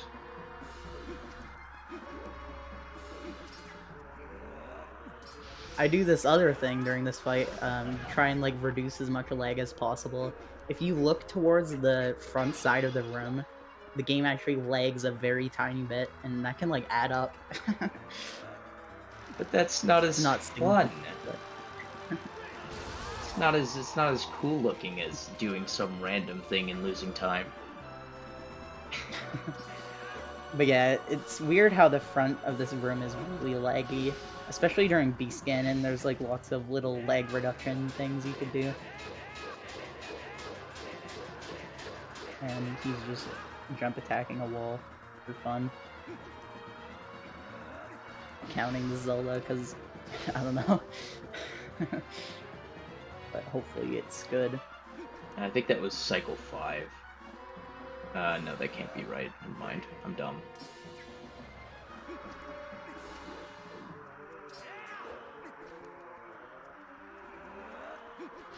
So, Yeah. something interesting is the camera pans out a little bit if you're about to get a Triforce, so you can, like, know beforehand. Yeah, it also locks the ability to move the camera horizontally side to side. And I know I use that to like figure out if it's a triangle or a dash.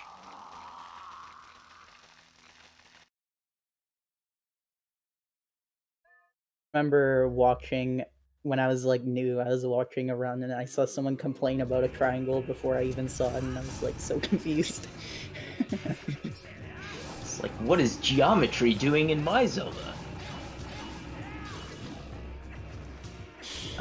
So on this Beast Ganon fight, on the first 2 phases, you essentially want to do a jump slash followed by 4 stabs that aren't in a full combo, and then a full combo after that. And that does the maximum amount of damage, so that on the 3rd cycle, he appears in the first possible portal. And you can also kill him with just a Wolf Bee attack, which saves a pretty good amount of time. So yeah, right here, while he's transforming, he like looks to the back of the room, because you lose a lot of time if you transform while looking at the front side. Just a little thing. And unfortunately, got a little trolled there.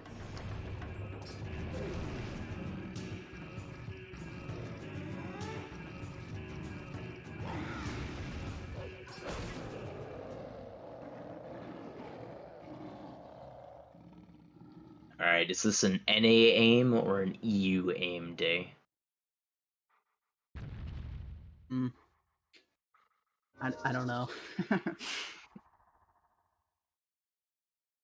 Yeah, so you can kind of control where Zelda aims in the horseback fight, but sometimes she misses, and I like to blame Zelda instead of just knowing that I should have just pointed the horse in a slightly different direction. So hopefully Zelda can aim today. That'd be great. Zelda. So he got the fastest set of 3 patterns. It's also the easiest one, so that's good. So nice fight.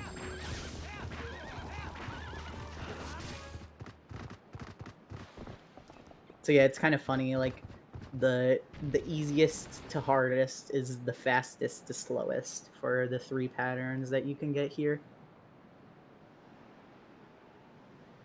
You basically have to like go in a very specific kind of direction to get the manipulation for there to be only 3 patterns. For some reason, some people don't learn the manipulation and he can just go anywhere and then it's like awful. Well, I mean, I think a lot of people go right instead of left, and there's like a different set of paths. I don't know them because I do this left Okay. method. But it is like not a horrible strat either, because a lot of people do that, and it's plenty fast. I never knew that.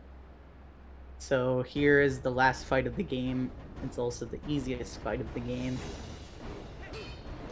And DeanMachine will hopefully put on iron boots just because it's cool, I guess. Unfortunately, having trouble with the quick spins, you have to instantly chain them for them to work.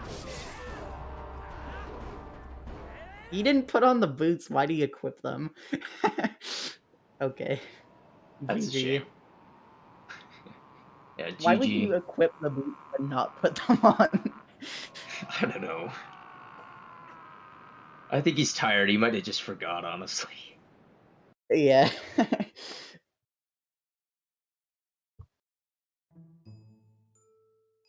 Hello, Dean. Hello? All right, I have a quick How question. would How does you- it feel? How does it feel to win a race at like 5 in the morning? Not incredibly rewarding. I may have made some not optimal choices for my day, I guess. Maybe,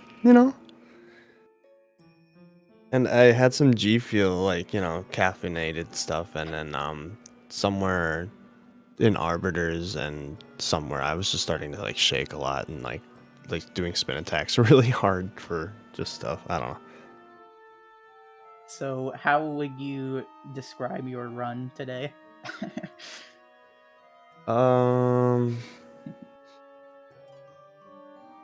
You know when you're expecting like a nice cake and a bunch of friends over for your birthday party and nobody shows up and there's no cake and it's not even your birthday?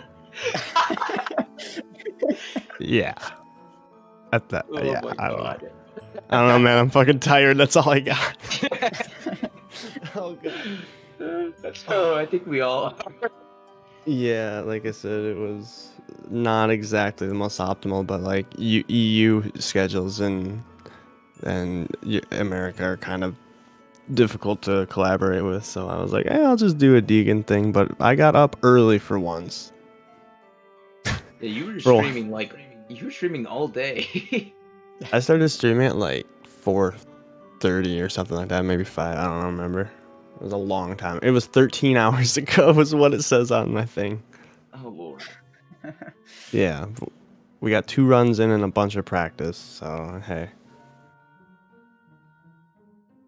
Well, congratulations on the win. I think you're moving on to play Fino in the next round. So how do you feel about that? Well, if you factor out the 2 Moorfield deaths, that puts me like at like a what, like a 305, 306-ish. So And then if you factor in getting a good sleep. yeah, I'll probably. I mean, I wasn't terribly like worried about this race. Like, I feel bad for Kaktus. Like, this shouldn't have to happen like that at Pillar Clip and then the soft lock. Like, that was just a It was just a series of unfortunate events, but shit happens in Twilight Princess. Yeah, for sure. I really got nothing else unless anyone has some questions. Oh yeah, why didn't I equip the iron boots? I hit the X button, I just didn't effectively hit it correctly, I guess. I don't know. I did it, I tried, and it didn't happen. I said, I don't care. Yeah, I guess Surprised I that'd didn't be try to all. soft lock in Zelda. All right, we're gonna go ahead and wrap it up there. Everyone's tired. It's late. Yep. Beautiful. I want to thank our runners, Dean Machine and Kaktus. That was an awesome race, and very sorry to Kaktus about that soft lock. It sucks. It sucks getting soft locked 2 hours into a match. Thank you to our commentators, Jacquard. Am I saying that right? I forgot to ask. It's Jacquard. Jacquard. So fancy. And ZachLink99, thank you so much for commentating. Did a fantastic job. Coming up on Zelda Speedruns at 6 p.m. Monday, that's later today, we have an Ocarina of Time randomizer tournament match between Riley and Phoenix Feather. That's going to be pretty hype. And that's it for Monday, actually. We have several matches on Tuesday. Please check the schedule. As for the Twilight Princess tournament, the next match on the schedule is on Thursday at 8 p.m. Eastern Time, and that's between Bruggles and Muffet. So look out for that. It's going to be a lot of fun. I hope you all had a fantastic time watching, and have a wonderful rest of your day. Bye! Bye, thank you. Bye.